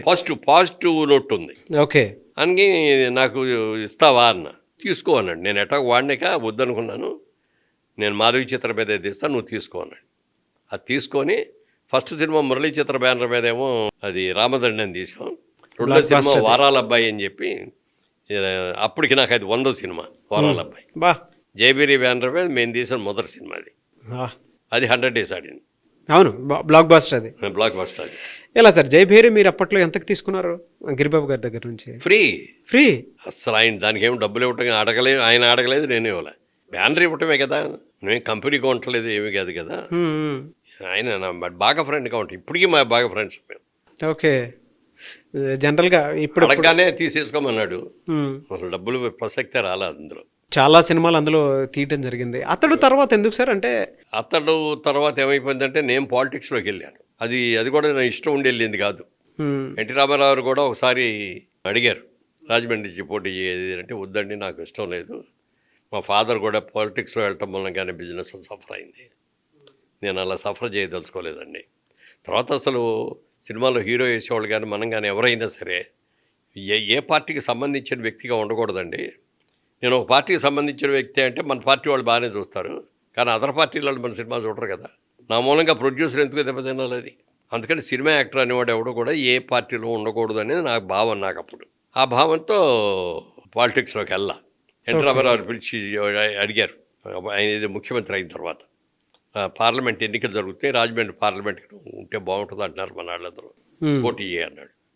నాకు దిమ్మ తిరిగిపోయింది, అసలు ఏళ్ళ కన్ఫ్యూజ్ అయిపోయాను నేను. ఏటో సార్ నాకంతా చాలా కన్ఫ్యూజన్గా ఉంది, నాకు ఎప్పుడు ఇలాంటి ఆలోచన లేదు, మీరు వాళ్ళకి సడన్గా వచ్చి నన్ను పోటీ చేయమంటున్నారు, నాకు టైం కావాలి సార్ 4 రోజులు, నేను ఆలోచించుకొని చెప్తానండి. ఆలోచించుకో బ్రదర్, వచ్చి 4 రోజుల తర్వాత వచ్చి ఓకే చెప్పండి అన్నాడు. ఓకే. వెళ్ళి మా వాళ్ళందరిని అడిగాను, ఫ్రెండ్స్ని అడిగాను, ఫ్యామిలీ అందరూ అడిగితే అందరూ వద్దన్నారు. ఆఖరి మా పిల్లలు కూడా వద్దన్నారు. అప్పుడు చిన్నపిల్లలే. అదే సార్. ఇక అప్పుడు వచ్చి రామారావు దగ్గరికి వచ్చి, సారీ అండి మీరు ఇంత ఆఫర్ ఇచ్చినా కూడా నేను ఉపయోగించుకోలేకపోతున్నాను, ఐఎమ్ సారీ అండి అన్న. ఇట్స్ ఆల్ రైట్ బ్రదర్ అన్నాడు. అది చాలా తేలిక అందించుకుని బయటకు వచ్చిన తర్వాత చంద్రబాబు నాయుడు గారు పక్కనను, ఉపేంద్ర గారు అయినప్పుడు పార్టీ జనరల్ సెక్రటరీ, వాళ్ళిద్దరూ చెరుపక్క నుంచి పిచ్చి అలాగా ఉన్నాం, ఇదేంటి ఆయన పిలిచి అంత బ్రహ్మాండమైన ఆఫర్ ఇస్తే నువ్వేంటి అది అంట. మరి ఏమండి ఆయన త్యాగం చేసినట్టుగా నేను త్యాగం చేయలేను, ఆయన అన్నీ వదిలేసి సినిమాలను వదిలేసి వచ్చాడు, ఫ్యామిలీని వదిలేసి వచ్చాడు. నేను రాలేను ఇప్పుడు అట్లా, ఇంకా నేను అట్లా రాగలిగిన స్టేజ్లో నేను లేను అని చెప్పి తప్పుకున్నాను. అక్కడికి ఓకే. మళ్ళీ చంద్రబాబు నాయుడు గారు చీఫ్ మినిస్టర్ అయ్యేది అయిన తర్వాత 2009లో మళ్ళీ నన్ను పిలిచి నువ్వు పోటీ చేయి, అప్పుడు చేయమంటే నువ్వు చేయనన్నావు కదా, అప్పుడు పిల్లలు పెళ్ళిళ్ళు అవ్వలేదన్నావు, చదువుకుంటున్నారన్నాడు, నువ్వు సెటిల్ కాలేదన్నావు, నువ్వు సెటిల్ అయ్యావు, ఈ పిల్లలు పెళ్ళిళ్ళు అయిపోయినాయి, బిజినెస్ బాగుంది, రా అన్నాడు. నాకు ఇష్టం లేదు సార్, మీరు ఏమనుకోవద్దు అని చెప్పి మళ్ళీ ఇంటికి వెళ్ళిపోయాను. ఇంటికి వెళ్ళిపోతే కోటెల శివప్రసాద్ గారు నిన్ను కమ్మపాటి రామ్మోహన్ రావు గారిని వాళ్ళిద్దరిని ఇంటికి పంపించి మీరు ఏం చేస్తారో నాకు తెలియదు, రాత్రి లోపల ఆయన కన్విన్స్ చేసి ఓకే చేసి తీసుకురండి అన్నాడు. అంత కాన్ఫిడెన్స్ మీ మీద? 3 గంటలకు వచ్చారండి వాళ్ళు, 8 దాకా వదలలేదు. ఏం చేయాలో తెలియదు. కోటెల శివప్రసాద్ గారు అంటే నాకు చాలా మంచి ఫ్రెండు, నా మంచి కోరతాడు. ఆయన ఒకటే అన్నాడు, ఆయన మురళీమోహన్ గారు మీరు సినిమా యాక్టర్గా సక్సెస్ అయ్యారు, సినిమా ప్రొడ్యూసర్గా సక్సెస్ అయ్యారు, బిజినెస్ మ్యాన్గా సక్సెస్ అయ్యారు, అన్ని రకాలుగా సక్సెస్ అయ్యారు. కాబట్టి రాజకీయంలో కూడా ఉండి సక్సెస్ అవ్వడం మంచిది. ఇది మీకు స్పాన్ పెరుగుతుంది. ఒక పార్లమెంట్ సభ్యుడిగా వెళ్ళారంటే ఢిల్లీ ఎన్ని స్టేట్స్ వాళ్ళు ఎంతోమంది కలుస్తారు, చేయండి బాగుంటుందని ఆయన కన్విన్స్ చేశాడు. ఎక్కడో ఒక ఎక్విప్మెంట్లో సరేనండి అన్న. ఆ సరేనండి అన్న తర్వాత ఇప్పుడు మరి సినిమా తీయాలా వద్దా, అదేమో పాలిటిక్స్ అంటే మొత్తం రాత్రి పగల తిరగాలి. అవును. సినిమా అనేది ఏంటంటే మనం పూర్తిగా ఒళ్ళు దగ్గర పెట్టుకొని చూడకపోతే సినిమా ఫ్లాప్ అయిందంటే మొత్తం డబ్బులు పోతాయి, ₹1 కూడా మిగలదు, అప్పులు కూడా మిగులుతాయి.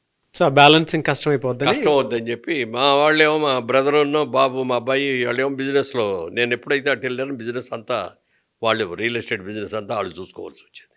అందుకని అప్పుడు ఇచ్చే సినిమా తీలా.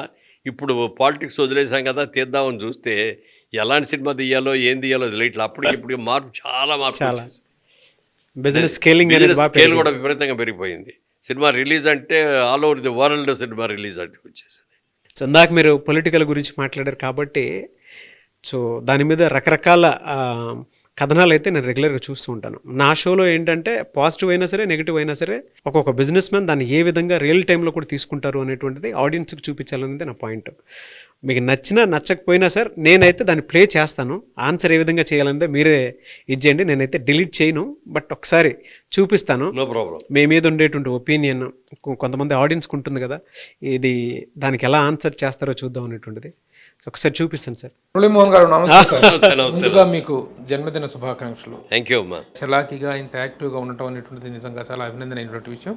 అయితే ఈ బర్త్డే సందర్భంగా చేస్తున్న ప్రత్యేకమైన ఇంటర్వ్యూలో మిమ్మల్ని సూటిగా ఒక ప్రశ్న అడగదలుచుకున్నాను. అదేమిటంటే, ఒక సందర్భంలో మాజీ ముఖ్యమంత్రి, దివంగత ముఖ్యమంత్రి వైఎస్ రాజశేఖర రెడ్డి గారు సినీ ప్రముఖులందరి సమక్షంలో మిమ్మల్ని ఒక చిన్న అవహేళన చేస్తూ ఒక సందర్భంలో మాట్లాడారు. మూవీ ఆర్టిస్ట్ అసోసియేషన్కి సంబంధించినటువంటి ల్యాండ్ ఇవ్వండి అని, ఒక 2 ఎకరాల స్థలం ఇవ్వండి అని చెప్పి సినిమా వాళ్ళందరూ రిప్రజెంట్ చేసిన సందర్భంలో మీ మీద ఒక సటైర్ వేసి మిమ్మల్ని చిన్న అవహేళనగా మాట్లాడినటువంటి సందర్భం ఉంది. అది నిజంగా ఎందుకు జరిగింది, దాని పట్ల మీ స్పందన ఏంటి? అప్పట్లో ఆ విషయం అందరూ కూడా ఇండస్ట్రీలో మాట్లాడుకోవడం జరిగింది, కానీ ఎప్పుడు కూడాను వివాదాలకు కానీ ఎలాంటి నెగిటివ్ కాంటెక్స్లో మీ పేరు విన్న సందర్భం లేదు. కానీ ఆ సందర్భంలో మాత్రం మిమ్మల్ని గురించి కొంచెం లోగా మాట్లాడుకోవటం వినిపించింది. అప్పటి మీ స్పందన ఏమిటి? ఆ రోజు మీ మానసిక స్థితి ఏంటి? మిమ్మల్ని ఆయన అవమానించారని మీరు ఫీల్ అయ్యారా? నిజంగానే అక్కడ మీకు అవమానం జరిగిందా? ఎందుకంటే అప్పటికే మీరు ఎస్టాబ్లిష్డ్ బిజినెస్ మ్యాన్, మీకు అక్కడికి వెళ్ళి ల్యాండ్ గురించి మాట్లాడాల్సినంత అవసరం అయితే లేదు. ఏం జరిగింది? ఆయన అడిగిన క్వశ్చన్కి అప్పటికి నేను మా ప్రెసిడెంట్ అండి, మా కూడా ఒరిజినల్గా అయితే ఇప్పుడు నాకు రియల్ ఎస్టేట్లో ఎట్లా చెప్పానో, మా అసోసియేషన్ కూడా మనం మెడ్రాస్ నుంచి వచ్చేసిన తర్వాత ఎవరిదో వాళ్ళు అయిపోయాం. ఇక్కడ అవును, మెడ్రాస్లో ఉండగా అందరూ కలివిడిగా ఉండేవాళ్ళం, కలిసేవాళ్ళం, అందరూ ఏదైనా అట్లా చేసుకునేవాళ్ళం. అక్కడ అసోసియేషన్ కూడా ఉండేది. ఇక్కడికి వచ్చిన తర్వాత అసోసియేషన్ లేదు, ఏమీ లేదు. ఎవరికి ప్రాబ్లం వచ్చినా ఎవరెవరికి చెప్పుకోవాలో కూడా తెలియని పరిస్థితి వచ్చింది అన్నమాట. అప్పుడు మళ్ళీ మేము ఏదో క్రికెట్ మ్యాచ్ చేయటం కోసం వైజాగ్ వెళ్ళాం. సుబ్రహ్మరెడ్డి గారు తీసుకెళ్ళాడు స్పెషల్ ఫ్లైట్లో. హీరోలు హీరోయిన్లు అందరు కలిసి వెళ్ళాం. పొద్దున్నే అక్కడ దిగాం, ప్లే అయిపోయింది. రాత్రి తిరిగి వచ్చేటప్పుడు ఫ్లైట్లో అన్నా నేను, ఓ ప్రపోజల్ అండి, అందరూ ఇక్కడే ఉన్నారు కాబా, మనకి అసోసియేషన్ అనేది లేకపోతే చాలా ఇబ్బందులు పడుతున్నాం. ఇక్కడ ఈ ప్లేస్కి వచ్చేసాము, ఇక్కడికి వచ్చినప్పటికీ చాలా చాలా ప్రాబ్లమ్స్ వస్తాయి. ఆర్టిస్టు వస్తున్నాయి, ఆర్టిస్టు ప్రొడ్యూసర్ వస్తున్నాయి, ఆర్టిస్టు బయటతో వస్తున్నాయి, మన అసోసియేషన్ ఉంటే బాగుంటుందండి అన్న. అనగానే అందరూ చప్పట్లు కొట్టారు. ఓకే, బ్రహ్మాండం అన్నారు. అయితే దీని గురించి మనం ఇమ్మీడియట్గా రేపే మీటింగ్, రామనాయుడు గారి స్టూడియోలో నెక్స్ట్ డే మీటింగ్ పెట్టాం. ఆ మీటింగ్లో అసోసియేషన్ పెడదాం అనుకున్నాం. దానికి మా అని పేరు పెట్టడం ఇవన్నీ అయిపోయింది. తెలియదు అప్పుడు దానికి చిరంజీవి గారు ప్రెసిడెంట్గా మీరు ఉండాలండి అన్న. ఆయన అలాగే ఉంటాను, నాకు ఇవన్నీ తెలియదు నాకు సరిగ్గా, మీరు సెక్రటరీగా ఉంటే ఉంటానండి అన్న. సరే నేను సెక్రటరీగా ఫౌండర్ ప్రెసిడెంట్ అయినా ఫౌండర్ సెక్రటరీగా నేను అసోసియేషన్ స్టార్ట్ చేశాం. మా ఇల్లే ఆఫీసు బా ఫిల్మ్ నగర్లో, మా ఇంట్లోనే మా స్టాఫే మాది పనిచేసేవాళ్ళు దీనికి పనిచేసేవారు. ఇప్పుడు ఏం రూపాయి లేదు. అవును అవునులేండి అవును. అసోసియేషన్ ప్రారంభించినప్పుడు ఏముంటుంది ఏముండదు కదా. ఆ టైంలో తర్వాత సక్సెస్ చేసాం. ఇప్పుడు మన క్రికెట్ మ్యాచ్లు పెట్టాం, చాలా ఇది చేసాం, 3-4 కోట్లు సంపాదించాం. అయితే స్థలం లేదు. స్థలం ఉంటే ఆ స్థలంలో మనం ఇది కట్టుకోవచ్చు.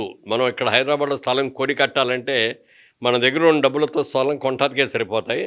అప్పుడు రామానాయుడు గారు స్టూడియో పక్కన పద్మాలయకి రామాలయకి మధ్యలో రాబోయే రోజుల్లో సినిమా అవసరాలకి ఏముంటాయో అని చెప్పి 25 ఎకరాలు అక్కడ పెట్టారు. అది ఓన్లీ సినిమా ఉపయోగాల కోసమని. ఓకే. దాంట్లోంచి 1 ఎకరం ఇవ్వండి మాకు, ఎకరం ఇస్తే మేము ఆఫీస్ కట్టుకుంటాం మా దగ్గర ఉన్న డబ్బులతో అని చెప్పి అడుగుదాలి. అంతకుముందు ముఖ్యమంత్రులు అడిగాం కానీ అది జరగలేదు. తప్పకుండా ఇద్దాం చేద్దాం అన్నారు కానీ ఎవరు ఇవ్వలే. రాజశేఖర రెడ్డి గారు ముఖ్యమంత్రి అయ్యారు. మళ్ళీ అందరూ కలిసి వెళ్దాం. జనరల్గా ఏంటంటే ఏ ముఖ్యమంత్రి కొత్తగా వచ్చినా ఆర్టిస్టులు అందరూ కలిసి బొకే తీసుకెళ్ళి ఇచ్చి అక్కడ వాళ్ళని అభినందించి ఇదేండి మాకు ఈ అవసరం అండి అని మనం చెప్పాలన్నమాట. అది చెప్పేటప్పుడు నేను చెప్పాను, ఏమండి ఈసారి నేను రాను, మీరు వెళ్ళండి.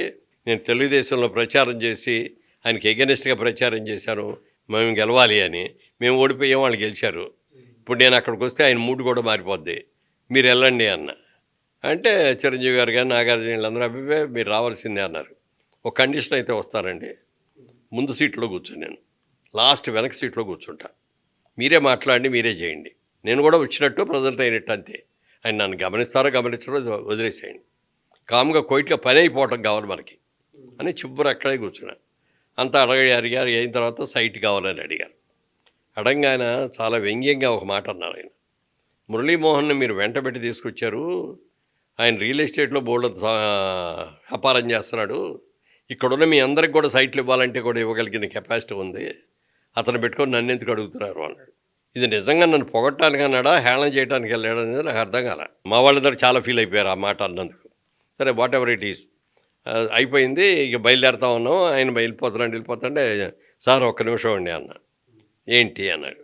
మా హీరోలు అందరూ వచ్చారు కదండి, ఒక ఫోటో దిగుదామండి అన్న. టైం లేదు అని వెళ్ళిపోయారు. ఇంతమంది హీరోలు వచ్చి ఫోటో, హీరోలతో కలిపి మీతో ఫోటో దిగుదామండి. ఎవరెవరు వెళ్ళారు సార్ అప్పుడు? అందరూ వెళ్ళాం. చిరంజీవి గారు, నాగార్జున గారు, వెంకటేష్ గారు, బాలకృష్ణ గారు, అందరూ వెళ్ళాం. నాగేశ్వరరావు గారు, అందరం ఫోటో అడిగితే ఆయన టైం లేదని వెళ్ళిపోయాడు. టైం ఉండకపోవచ్చు, ముఖ్యమంత్రి అయినోడికి చాలా పనులు ఉంటాయి కాదని, కానీ ఎంతసేపు పడుతుంది ఒక్క photo? Not even 3 minutes, not even 1 minute. ఎంతసేపు? ఒకసారి అలా అందరం కూర్చుంటే ఒక ఫోటో తీస్తే అయిపోద్ది. Long life. చాలా రోజుల తర్వాత కూడా మీరు చెప్పుకుంటా కదా, ముఖ్యమంత్రి గారితో మేము తీసుకున్న ఫోటో అని. మీ మానసిక స్థితి ఏంటి సార్ అప్పుడు? దాన్ని ఏ విధంగా తీసుకున్నారు మీరు? ఆయన అలాంటిది వస్తుందని నేను ఎక్స్పెక్ట్ చేశాను. అది ముందు వస్తుంది అనుకున్నా కానీ ఆఖరిలో వచ్చింది అది. అయినా నేను ప్రిపేర్డ్గా ఉన్నాను కాబట్టి దానికి నేనేం బాధపడలేదు. సహజం అది. నేను అపోజిషన్ పార్టీ వాడిని, ఆ పార్టీ కాదు. అందుకని నాకు పని జరగదేమో, నేను వస్తే పని జరగదేమో అని చెప్పి వాళ్ళు రావద్దు, నేను రాను మీరు వెళ్ళండి అన్న. వాళ్ళు తీసుకెళ్ళారు.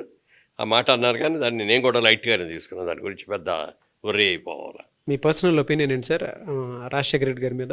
ఈజ్ అ గుడ్ లీడర్ అండి, వెరీ గుడ్ లీడర్. అంటే కార్యకర్తలను ఎలా చూసుకోవాలి అవన్నీ చాలా బాగా చూసాడు. మా చంద్రబాబు నాయుడు గారు ఉన్నారంటే వెరీ గుడ్ చీఫ్ మినిస్టర్ అండి. ఇక మన చుట్టూ ఉన్నాను చూసుకోవాలి, ఇది అది అనేది ఉండదు. ఇక ఎంతసేపు ఎంత అద్భుతంగా దాన్ని డెవలప్ చేయాలి అని చూసుకోవటం, అది కళ్ళు మూసుకొని ఆ పని చేయటమే తప్ప మన చుట్టూ వీళ్ళు ఉన్నారు, వీళ్ళందరూ బాగోగులు మనం చూడాలి, వీళ్ళందరూ సమస్యలు చూడాలి అని ఆయన పట్టించుకునేవారు కాదు. రాజశేఖర రెడ్డి గారు అవి బాగా పట్టించుకునేవారు. ప్రభు గారు ఇంకొక క్వశ్చన్ కూడా అడగటం జరిగిందండి, ఇంకో బయట కూడా ఉంది. ప్రభు గారు అడగండి. ఎన్టీ రామారావు గారి అభిమానిగా, ఆయన ఆరాధకుడిగా రాజకీయ రంగ ప్రవేశం చేశారు తప్ప మీకంటూ రాజకీయాల పట్ల వ్యక్తిగతమైనటువంటి ఎజెండా ఏమీ లేదన్న విషయం గతంలో మీరు చాలా సందర్భాల్లో చాలా ఇంటర్వ్యూలో చెప్పడం జరిగింది. అవునండి. అంతగా ఆయన అభిమానించే మీరు ఆయన పదవీచ్యుతి పొందినప్పుడు, ఆయన అధికారాన్ని కోల్పోయినప్పుడు జరిగినటువంటి సంఘటనలు మీరు ఆయన పక్షాన కాకుండా చంద్రబాబు నాయుడు గారి పక్షాన ఉన్నారు. మీరు నిజంగా ఏ పక్షాన ఉన్నారనేటువంటిది ఇప్పటికీ సందిగ్ధమే.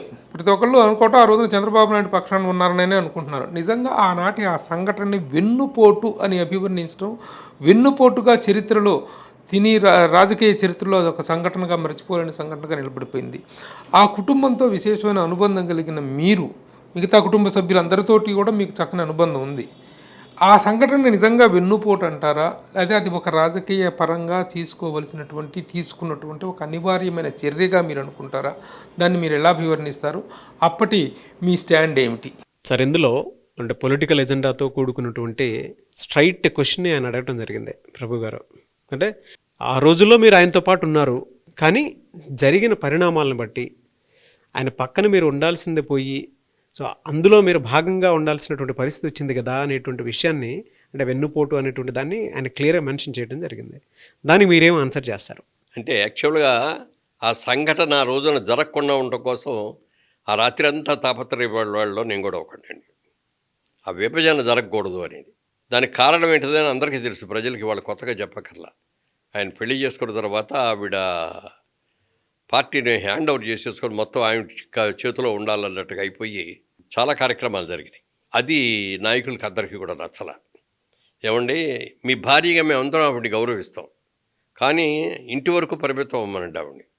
ఆవిడ రాజకీయాల్లోకి వచ్చేసి ఇంటర్ఫీర్ అయిపోతానే చాలా ప్రాబ్లమ్స్ వస్తున్నాయండి అని చెప్పి చంద్రబాబు నాయుడు గారు వీళ్ళందరూ వెళ్ళి చెప్తే ఆయన ఒప్పుకోలే. కన్విన్స్ చేయడానికి మ్యాక్సిమం ట్రై చేశారు. ఎంత ట్రై చేసినా అసలు వినలే ఆయన.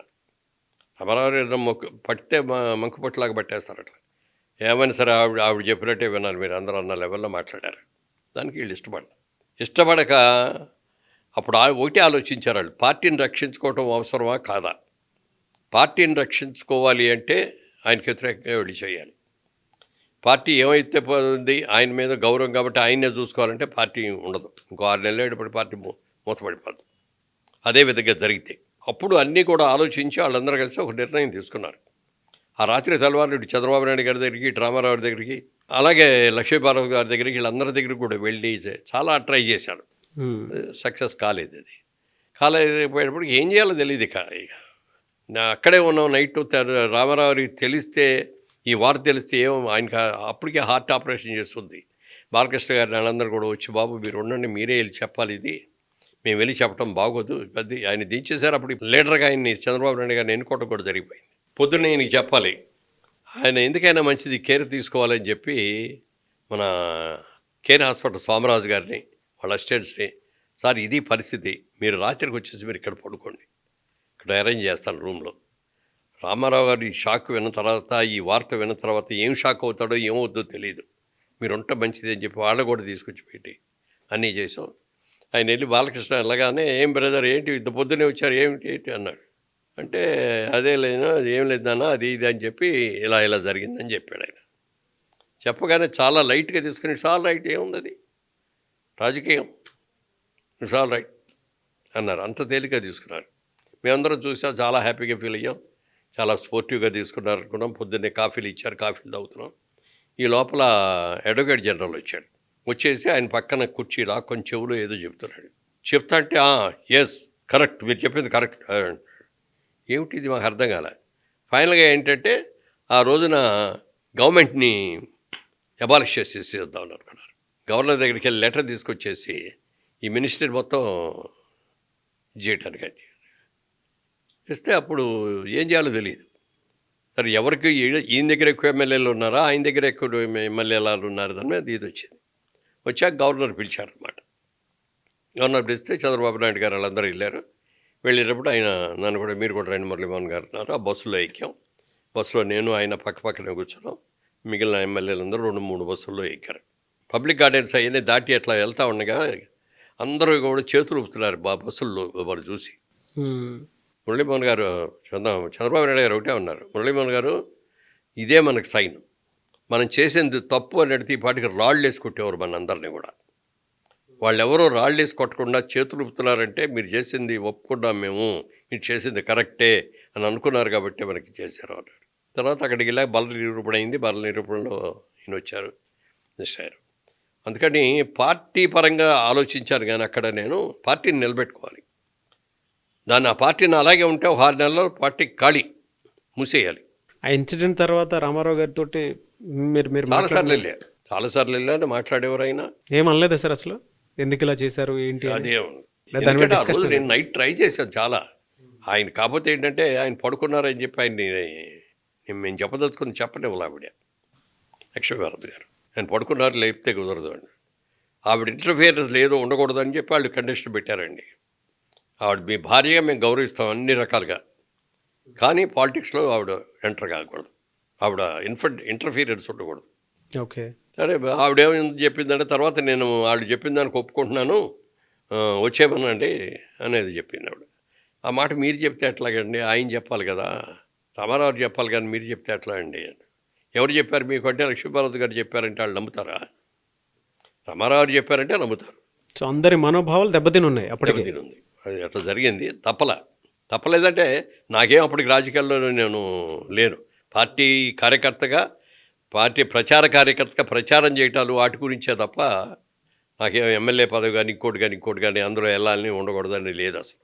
అంతే, పార్టీని రక్షించుకోవాలనేది ఆలోచన నాకు, అంతే. అదే సార్, పార్టీని ఆయన కాబట్టే రక్షించుకోగలిగాం. ఇవాళ రోజున తెలుగుదేశం పార్టీ ఇలా ఉందంటే దానికి ఆ రోజున వచ్చిన స్ప్లిట్లో తప్పనిసరి ఒక రైట్ టర్న్ తీసుకున్నారు. అది వెనుపోటు కదా, అది పార్టీ పరిరక్షణ కోసం చేసిన ప్రయత్నం, అంతే. కుటుంబ సభ్యులంతా ఇటువైపు ఉన్నారు కాబట్టి ఉన్నారు. జనరల్గా ఒక మనిషి సార్ అంటే బిజినెస్లో ప్రాఫిట్ అండ్ లాసెస్ అనేది క్యాలిక్యులేషన్తో కూడుకున్నటువంటి పని. అయితే ఇటు రాజకీయంగా చూసుకున్న, బిజినెస్ పాయింట్ ఆఫ్ వ్యూ నుంచి చూసుకున్న, పర్సనల్ లైఫ్ కూడా చూసుకున్నా కూడా గట్టి దెబ్బ ఆయన విషయంలో జరిగింది. సో అలాంటిది మీ విషయంలో ఎప్పుడైనా మీకు జరిగిందా? ఒకవేళ జరిగి ఉంటే మిమ్మల్ని మీరు ఎలా మోటివ్ చేసుకుని బయటకు వచ్చారు? రాజకీయంగా నాకేం రాలేదు కానండి, ఫిల్మ్ ఇండస్ట్రీలో ఉండగా వచ్చింది నాకు. ఇప్పుడు మా ఓన్ ప్రొడక్షన్తో సినిమాలు తీయటమే కాకుండా మనకు నచ్చిన సినిమాలు అదర్ లాంగ్వేజ్లు, తమిళ్లో పెద్ద సినిమాలు ఏమి ఉంటే కొనుక్కోవటం, వాటిని డబ్ చేయటం, వాటిని కూడా చేసి ఉండేవాళ్ళం. అలా ఇద్దరు అన్న సినిమా కొన్నాం. ఓకే. అది ఏంటంటే కథ మెయిన్గా ఎంజీఆర్ గారును కరుణానిధికి మధ్యలో స్ప్రిట్, ఇద్దరు నాయకులు, పొలిటికల్లో ఇది మొత్తం. ఇది అందరికి కూడా ఇంట్రెస్టింగ్ పాయింటే కదా అని చెప్పి కొన్నాం.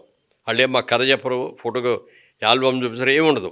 ఇంక బ్లైండ్గా మనం బిలీఫ్తో వెళ్ళి కొనాలన్నమాట. అలా కొన్నాం, హ్యూజ్ అమౌంట్ పెట్టి. సినిమా ట్రైలర్ వచ్చింది, ట్రైలర్ అందరూ బ్రహ్మాండంగా ఉన్నారు, బాగా పొగిడేశారు. సినిమా రిలీజ్ వచ్చింది. ఫస్ట్ డే మార్నింగ్ షోకి వెళ్ళాం అందరం. ఇంటర్వ్యూలకి గొడవ హూటికి మొదలుపెట్టేశారు. మాకు భయం వేసేసింది అసలు. సినిమా అట్టర్ ఫ్లాప్ అని ఫస్ట్ డే టాకే వచ్చేసింది. ఏం చేయాలి, ఇంత ఇన్వెస్ట్ చేసాం, మన దగ్గర ఉన్న డబ్బులన్నీ ఇన్వెస్ట్ చేసాం, ఫేస్ చేయాలి. ఒకటే ఆలోచించాం, మనం ఏం తప్పు చేయలేదు, ఒక మంచి సినిమా ఇది పెద్ద హిట్ అవుతుందని మనం కొన్నాం, అవ్వలేదు, దీనికి ఎలా స్టాండ్ అవ్వాలి అని ఆలోచించాం. ఇవన్నీ మన డబ్బులు కాదు, మనం సంపాదించిందే కదా. ఇక్కడ ఇవాళ రోజున ఏదో పోయిందని ఎందుకు బాధపడాలి? మళ్ళీ కష్టపడదాం, మళ్ళీ చేద్దాం, మళ్ళీ సంపాదించుకుందాం. అంతేగాని ఇవాళ ఏదో అయిపోయిందని చెప్పి ఏడుస్తా కూర్చొని ఇంట్లో కూర్చోను, లేకపోతే బాగా తాగేసు, లేకపోతే సూసైడ్ చేసుకుని ఇట్లాంటివి చేయకూడదు కదా. అదే చెప్పాం, మా ఫ్యామిలీ అందరికి కూడా అదే చెప్పాం. ఎవరు ఏమి ఇది అవ్వకండి, ఇవన్నీ మనం ఇంటి దగ్గర నుంచి తెచ్చిన డబ్బులు కాదు, ఇక్కడ సంపాదించుకున్న డబ్బులే, మళ్ళీ సంపాదించుకుందాం, మళ్ళీ కష్టపడదాం. ఎంత లాస్ అయ్యారు సార్ అప్పుడు? అప్పుడున్న లెక్కే చాలా ఎక్కువైపోయింది. అంటే రఫ్గా అప్పుడు దాకా ఆల్మోస్ట్ మేము సంపాదించేది చాలా వరకు పోయింది, 3 వంతులు పోయింది దాంట్లో. మళ్ళీ స్టాండ్ అయ్యాం. దానికి సంబంధించి ఒక ఇన్కమ్ ట్యాక్స్ రైడ్ కూడా కాదు, అది వేరే వాళ్ళ మీద జరిగేది, మా దగ్గరికి ఏదో వచ్చింది. అది వచ్చినప్పుడు ఇన్కమ్ ట్యాక్స్ ఆఫీసర్ దగ్గర పిలిచాడు మమ్మల్ని. పిలిచి, ఏమండి మీ దగ్గర చెక్ చేశారు మా వాళ్ళు, ఏమీ దొరకలేదు, మనకి దొరకలేదని అంటే అది కరెక్ట్గా ఉండదు, మీరు ₹1 కోటి మీ దగ్గర దొరికిందనే దానికి మీరు యాక్సెప్ట్ చేసేయండి, దాంతో అయిపోద్ది, దాని మీద ఏదో ట్యాక్స్ వేస్తాం, సరిపోద్ది. నథింగ్ డూయింగ్ అండి, మీరు చెప్పారని చెప్పి నేను సంతకం పెడితే నేను తప్పు చేసినట్టే కదా. నేను నా బిజినెస్లో నేను తప్పు చేయను, 100% ఇన్కమ్ ట్యాక్స్ కడతాను, 100% వైట్తోనే బిజినెస్ చేస్తాను, నా దగ్గర బ్లాక్ అమౌంట్ అనేది ఉండదు. నేను చేయలేదండి, అలాంటిదే నా దగ్గర లేదు అన్నా. నేను చెప్తున్నా కదండి, ఒకసారి సంతకం పెట్టేయండి అయిపోద్ది అన్నాడు. అంటే కొంచెం సీరియస్గానే, నేను అలాంటి పొరపాటు చేయనండి అని గట్టిగా అన్నాను. ఒకవేళ నేను అలాంటి పొరపాటు చేసి పోయినా కూడా నేనేం బాధపడినండి, నేను సైకిల్ ఎక్కి విజయవాడ సైకిల్ దొక్కుంటా వెళ్ళి వ్యాపారం చేసుకున్నాను, మళ్ళీ సైకిల్ ఎక్కడానికి కూడా సిద్ధంగానే ఉన్నానండి అన్న. ఎందుకంటే బాబు అంత ఇదైపోతారు అన్నారు. ఏంటండి మీరు, నేను చెయ్యని పనికి మీరు పెట్టి సంతకం పెట్టబట్టి ఎట్లా పెడతాను, నేను పెట్టనండి అలా పెట్టాను. దాని మీద కేసు వెళ్ళి అప్పీల్కి వెళ్ళాం, అప్పీల్లో మేమే గెలిచాం. ఏదైనా అట్లాంటిది వచ్చినప్పుడు మనం స్టాండ్ అవ్వాలి, మనం కంగారు పడిపోయి భయపడిపోయి ఇది అవ్వకూడదు. అట్లా అలాంటి ఇన్సిడెంట్స్ వరుసగా జరిగినప్పుడు మీరు నమ్మే ఫిలాసఫీ ఏంటండి అసలు? వరుసగా జరిగినప్పుడంటే మన తప్పు ఏదో జరుగుతుంటే అది లేకపోతే అవ్వదు కదా, మనం దాన్ని రెక్టిఫై చేసుకోవాలి. మొదటి జరిగింది పొరపాటు అవ్వచ్చు, రెండో జరిగింది గ్రహచారం అవ్వచ్చు, మూడో జరిగేటప్పటికి అలవాటు అయిపోవాలి. అందుకని మొదటి తప్పు జరిగినప్పుడే ఇది ఎందుకు జరిగింది, ఇక్కడ మనం చేసిన తప్పు ఏంటి అని మనం అనుకొని మనం దాన్ని సరి చేసుకోవాలి. సరి చేసుకుంటే నిలబడగలుగుతాం. ఏదో అది మన గ్రహచారంలో ఏదో అయిపోయిందిలే అని అనుకొని వెళ్ళామంటే మళ్ళీ రెండు సాక్షి తగ్గుతుంది, మళ్ళీ లేవటానికి కూడా అవకాశం ఉండదు. మీ జీవితానికి మీరు నమ్మే ఫిలాసఫీ ఏంటి సార్? ఏ బిజినెస్ చేసినా నీతిగా నిజాయితీగా చేయాలి, ఏ పని చేసినా కష్టపడి ఇష్టపడి చేయాలి. ఫుల్లీ కంటెంట్మెంట్తో కూడుకున్నటువంటి స్టేట్మెంట్ ఇదే. అందుకే సార్ నన్ను ఎవరిని అడిగితే కూడా ఇదే చెప్తాను నేను, నీతిగా చేయండి, నిజాయితీగా చేయండి. మీరు ఏ పని చేస్తారో అది కష్టపడి ఇష్టపడి చేయండి. మీరు ఇంత నిజాయితీగా ఉన్నారు, ఆ కాన్ఫిడెన్స్ బిల్డ్ చేసుకున్నారు కాబట్టే కుటుంబం మొత్తం మీ విలువలతోటి అలా నడుచుకుంటూ వచ్చిందండి ఇవాళ. సో అదే కుటుంబం మీ గురించి ఒక్కొక్క వీడియో బయట ఇచ్చారు, ఒకసారి చూద్దామండి. మా వాళ్ళ రూపమ్మా? అవును. హ్యాపీ బర్త్డే నాన్నగారు. 84 years కంప్లీట్ చేస్తున్న ఈ సందర్భంగా మేము మిమ్మల్ని సెలబ్రేట్ చేస్తున్నాం. మీ లైఫ్ని మేము ఎందుకు సెలబ్రేట్ చేస్తున్నామంటే మీరు 84 years కంప్లీట్ చేస్తున్నందుకు కాదు, మీరు ఎంత కంప్లీట్గా 84 years లివ్ చేశారో అందుకు. ప్రొఫెషనల్ సక్సెస్ కోసం కాదు, సొసైటీ పట్ల మీకున్న ఒక రెస్పాన్సిబిలిటీ, ఫ్యామిలీ పట్ల మీకున్న రెస్పాన్సిబిలిటీ, పేరెంట్స్ పట్ల, అమ్మ పట్ల, మా పట్ల, ప్రతి ఒక్కళ్ళతో మీకున్న రెస్పాన్సిబిలిటీ ఎంత ఈక్వల్గా, ఎంత కంప్లీట్గా మీరు లివ్ చేసి 84 yearsని మీరు ఎంత బ్యూటిఫుల్గా సెలబ్రేట్ చేశారో మీ లైఫ్ని, మేము అంత కంప్లీట్గా మిమ్మల్ని సెలబ్రేట్ చేస్తున్నాం. మీ గురించి ఎంత చెప్పినా తక్కువే. But there is one thing that మేము, I won't say complain, but there is one request that I want to on behalf of everybody in the family. అంటే అందరి తరఫున నేను ఒక రిక్వెస్ట్ ఉంది మీతో. అదేంటంటే మీరు అందరి గురించి ఆలోచిస్తారు కానీ మీ గురించి మీరు ఆలోచించరు. చాలా యాక్టివ్గా ఉంటారు, age is just number for you. But కొంచెమన్నా స్లో డౌన్ అనేది ఇంపార్టెంటా కాదా? ఇంపార్టెంట్ అయితే when is that we are going to see Maganti Murli Mohan garu take a little rest and spend more time with us family. ఎందుకంటే మీరు retire అవ్వటం అనేది మేము అసలు చూస్తామా? మాతో టైం స్పెండ్ చేయటం అనేది అసలు జరుగుతుందా? మీరు రిటైర్ అవ్వాలి అని మేము ఎప్పుడు కోరుకునేది ఎందుకు అంటే మాతో నాన్నగారు ఇంకెక్కువ టైం స్పెండ్ చేయాలి అని ఒక కోరిక మాకు. ఈ మధ్యన రోడ్ ట్రావెల్ చాలా ఎక్కువ చేస్తున్నారు. సుమంత్ టీవీ ద్వారా మీతో రోజు ఇంట్లో రిక్వెస్ట్ చేయడమే కాదు, ఇప్పుడు పబ్లిక్గా కూడా రిక్వెస్ట్ చేస్తున్నాము. Thank you Roopamma. ఆవిడ మా కోడలండి. అవును సార్. కానీ నన్ను మా ఆవిడ్ని అమ్మా నాన్నగారనే పిలుస్తుంది, ఎప్పుడు మామయ్య గారు అత్తగారు అని పిలవదు. She like my daughter.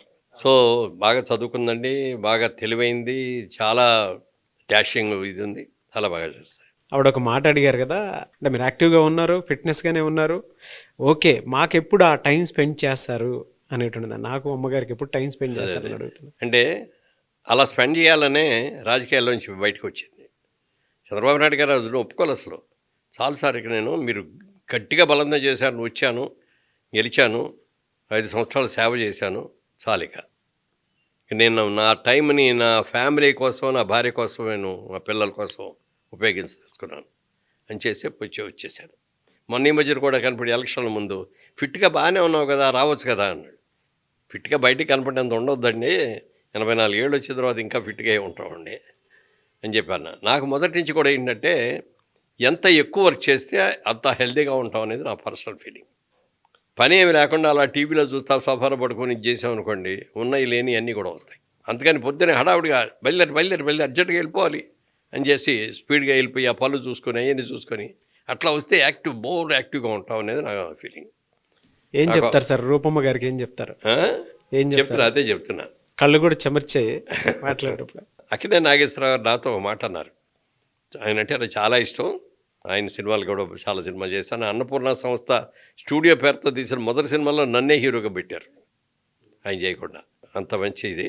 ఆయన ఒకసారి అన్నారన్నమాట, నేను రిటైర్ అనేది అవును జీవితంలో, చచ్చిపోయే వరకు నేను నటిస్తూనే ఉండాలి, నటిస్తూనే చచ్చిపోవాలి అన్నారు. కరెక్ట్గా ఆ మాట నిలబెట్టుకున్నారు ఆయన. ఆఖరాఖరిలోకి వచ్చేప్పటికి హెల్త్ బాగోలేదు అనుకున్నప్పుడు మనం అనే సినిమా తీసి ఆ మనం సినిమాలో యాక్ట్ చేస్తూ రోజు రోజుకి డిట్రేట్ అయిపోతున్నారు. నాగార్జునకి పిలిచి నా సీన్లు ఏమైనా ఉన్నాయి వెంటనే తీసుకో, ఇంకా నేను ఎంతకాలం పోతున్నా నాకే తెలియట్లేదు అన్నారు. ముందు ఆ సీన్లన్నీ తీశారు. హాస్పిటల్లో ఉండి మళ్ళీ ఒకరోజు ఫోన్ చేసి నా వాయిస్ రేపు పొద్దున్న నేను కనుక చచ్చిపోయి ఎవరన్నా నా వాయిస్ డబ్బింగ్ చేస్తే సూట్ అవుతూ నేనే డబ్బింగ్ చెప్పాలన్నారు. అప్పుడు ఆయన మొత్తం ఎక్విప్మెంట్ తీసుకొచ్చి హాస్పిటల్లో కూర్చోబెట్టి హాస్పిటల్లో రికార్డ్ చేసి డబ్బింగ్ చేశారు. బా అలా చివరి నిమిషం దాకా కూడా ఆయన నటిస్తూనే చచ్చిపోయారు. అలాంటి సాగు నేను కోరుకున్నాను. అందుకని సాధ్యమైనంతకు పని చేయటమే, ఎంత పని అయితే అంత. ఇప్పుడు మా అబ్బాయి మా బ్రదరు వీళ్ళు ఇప్పుడు పిల్లలు అందరూ వాళ్ళు హ్యాండ్ ఓవర్ చేసుకున్నారు, వాళ్ళు బాగానే చేస్తున్నారు. అయినా సరే ఖాళీగా కూర్చోలేను. ఎవరన్నా వచ్చేదని అడిగితే నో అని చెప్పడం నాకు చేత కాదండి. ఏదో కల్చర్ లాగా ఇది ఉన్నా కూడా ఎవరు వచ్చి పిలిచినా సరే సాధ్యమైనంతకు డేట్కి ఫ్రీగా ఉంటే డేట్ లేదండి ఖాళీగా లేరండి అని అబద్ధం చెప్పలేను. అందుకని వెళ్తాను.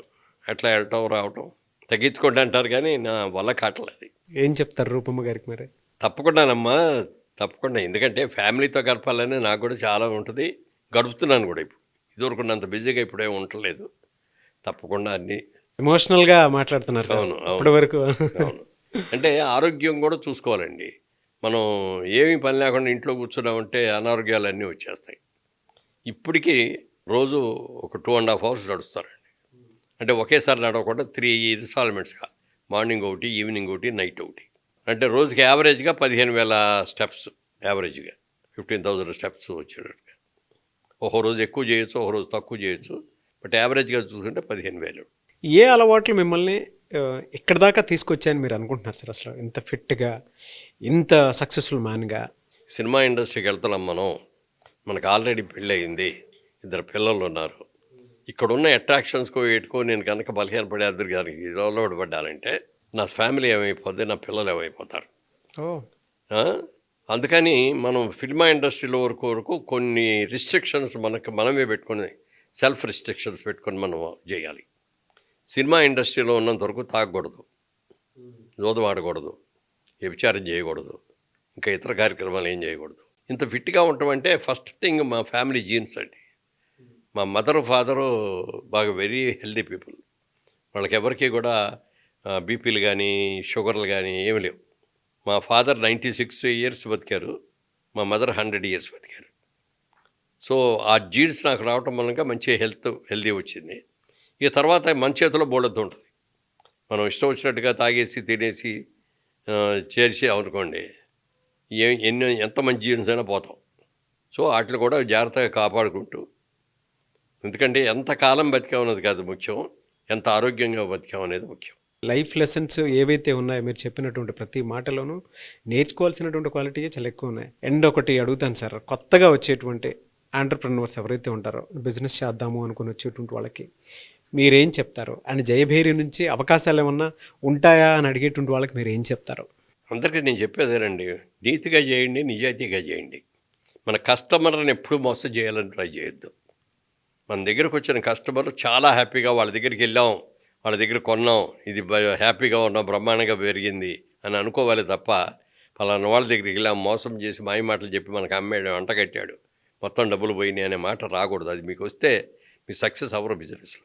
అందుకని ఏ పని చేసినా కష్టపడి ఇష్టపడి చేయండి, నీతిగా చేయండి, నిజాయితీగా చేయండి అని మాత్రం చెప్తాను. ఇవాళ ప్రతి ఒక్కరూ, అంటే ఈ ఇంటర్వ్యూ ఉద్దేశం కూడా మీరు ఫస్ట్ నుంచి కనుక చూస్తే మురళీమోహన్ గారి జీవితం ఎలా స్టార్ట్ అయింది, ఎలా ప్రొడ్యూసర్ అయ్యారు, ఎలా పొలిటీషియన్ అయ్యారు, అండ్ కాంట్రవర్సీస్ని ఎలా ఫేస్ చేశారు, ఛాలెంజెస్ ఎలా ఫేస్ చేశారు, అండ్ ఇవాళకి ఆయన నమ్ముకున్నటువంటి సూత్రం ఏదైనా ఉంది అని అంటే నిజాయితీ.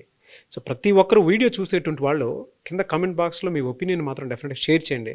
అండ్ కొత్తగా బిజినెస్ చేద్దాము అనుకున్నటువంటి వాళ్ళు ఎవరైతే ఉంటారో, ఈ CEO's బుక్ తరపున మీకు ఏదన్నా అంటే మీరేం నేర్చుకున్నారు అనేటువంటి దాన్ని కూడా కింద కామెంట్ బాక్స్లో పోస్ట్ చేస్తూ కూడా నాకు కూడా మీరు మెసేజ్ పెట్టవచ్చు.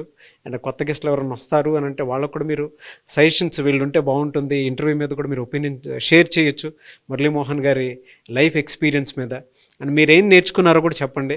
అండ్ మురళీమోహన్ గారితో ఫర్దర్గా కూడా మాట్లాడి, సార్ వీడియో రిలీజ్ అయిన తర్వాత ఇలా చెప్పారని చెప్పేసి చెప్తాను. మిమ్మల్ని చూసి నిజంగా చాలామంది ఇప్పుడున్న యంగ్స్టర్స్ నేర్చుకోవాల్సినటువంటి విషయాలు చాలా ఉన్నాయండి. నిజాయితీతో కూడుకున్నటువంటి బిజినెస్ మాత్రమే చేయండి, కస్టమర్కి మాత్రం క్రెడిబిలిటీని క్రియేట్ చేయండి, వాళ్ళే మన సక్సెస్కి కారణం అనేటువంటి ఒక విషయాన్ని చాలా క్లుప్తంగా చెప్పారు ఒక్క మాటలో. ఈ రియల్ ఎస్టేట్ గురించి నేను చాలా సందర్భాల్లో మాట్లాడి విని చాలామంది వాళ్ళు కూడా స్థలాలు ఇళ్ళు కొనుక్కున్నారండి. నాకు ఎవరెవరో నాకు పరిచయం లేని వాళ్ళు, మొహం కూడా తెలియని వాళ్ళు, ఏమంటే మీ ఇంటర్వ్యూ చూసి నేను కూడా కొంత నాకు దగ్గర డబ్బులతో పెట్టుబడి పెట్టుకున్నానండి, అది బాగా పెరిగిందండి, చాలా హ్యాపీగా ఉన్నానండి నేను. Great sir. అలాగే సేమ్ థింగ్ ట్రస్ట్ పెట్టాయి. ఇప్పుడు ఇదంతా సొసైటీ నాకు ఇచ్చింది. 100 రూపాయలతో జీవితంతో స్టార్ట్ చేసి నేను వాళ్ళు ఈ స్టేజ్ వచ్చిందంటే సొసైటీ ఇచ్చిందే కదా, నాకు మా అమ్మ నాన్న ఇచ్చింది కాదు. అవును. అందుకని మన అవసరాలు తిరిగిన తర్వాత we have to pay back to the society కొంతవరకైనా అని అనుకొని ట్రస్ట్ పెట్టారండి, మురళీమోహన్ చారిటబుల్ ట్రస్ట్ అని. పేద విద్యార్థులు అంటే బాగా చదువుకునే టాలెంట్ ఉంది, బ్రహ్మాండమైన మార్కులు వస్తున్నాయి, అన్నీ వస్తున్నాయి. ఇంటర్మీడియట్ అయిన తర్వాత ఒక ఎంబీబీఎస్ చదవాలన్నా, ఒక ఇంజనీరింగ్ చదవాలన్నా, ఐఐటి చదవాలన్నా, ఐఏఎస్ అవ్వాలన్నా ఎవరు ఎలాగా అవుతారు? దానికి ఎంత ఖర్చు అవుతుంది? ఎవరు పెట్టాలి ఇది? అందుకని అది ఆలోచించి అలాంటి మెరిటోరియస్ పూర్ పీపుల్ని మనం అడాప్ట్ చేసుకొని వాళ్ళని చదివిద్దాం అని చెప్పి అది చేస్తున్నామండి. 1000 మంది స్టూడెంట్స్కి చేసాం. 1000 మంది కూడా ఇప్పుడు దేశ విదేశాల్లో సెటిల్ అయ్యారు. ఎప్పుడు ఇక్కడికి ఇంజిరా వచ్చినా ఒకసారి వచ్చి నాకు కనపడి వెళ్తూ ఉంటారు, లేకపోతే ఫోన్లో మాట్లాడుతూ ఉంటారు, లేకపోతే నా బర్త్డే మ్యారేజ్ డే వస్తే విషెస్ పంపుతూ ఉంటారు. అదే ఆత్మసంతృప్తి. అవును.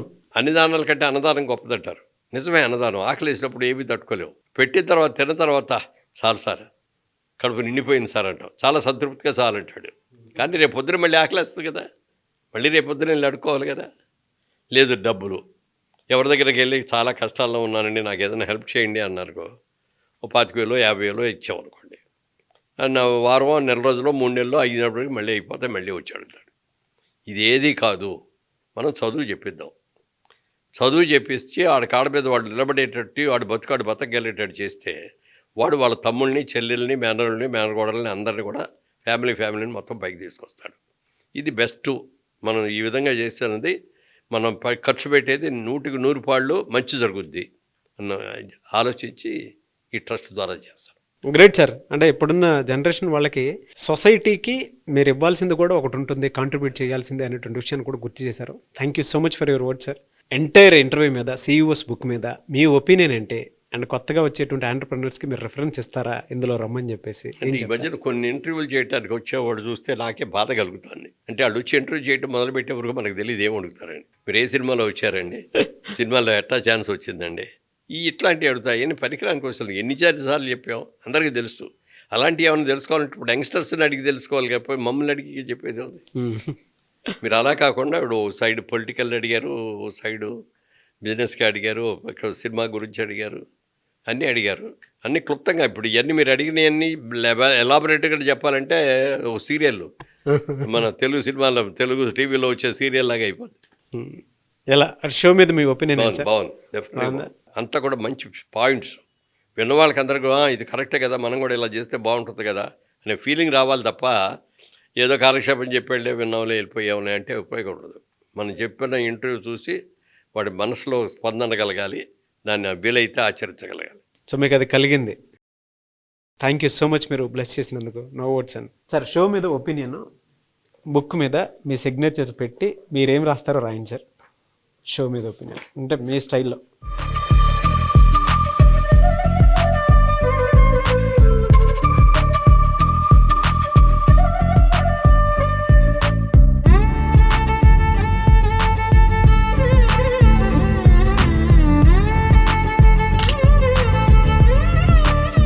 సుమన్ టీవీలో మీ పర్సనల్ అండ్ బిజినెస్ ప్రమోషన్స్ కోసం కింది నెంబర్కి కాంటాక్ట్ చేయండి.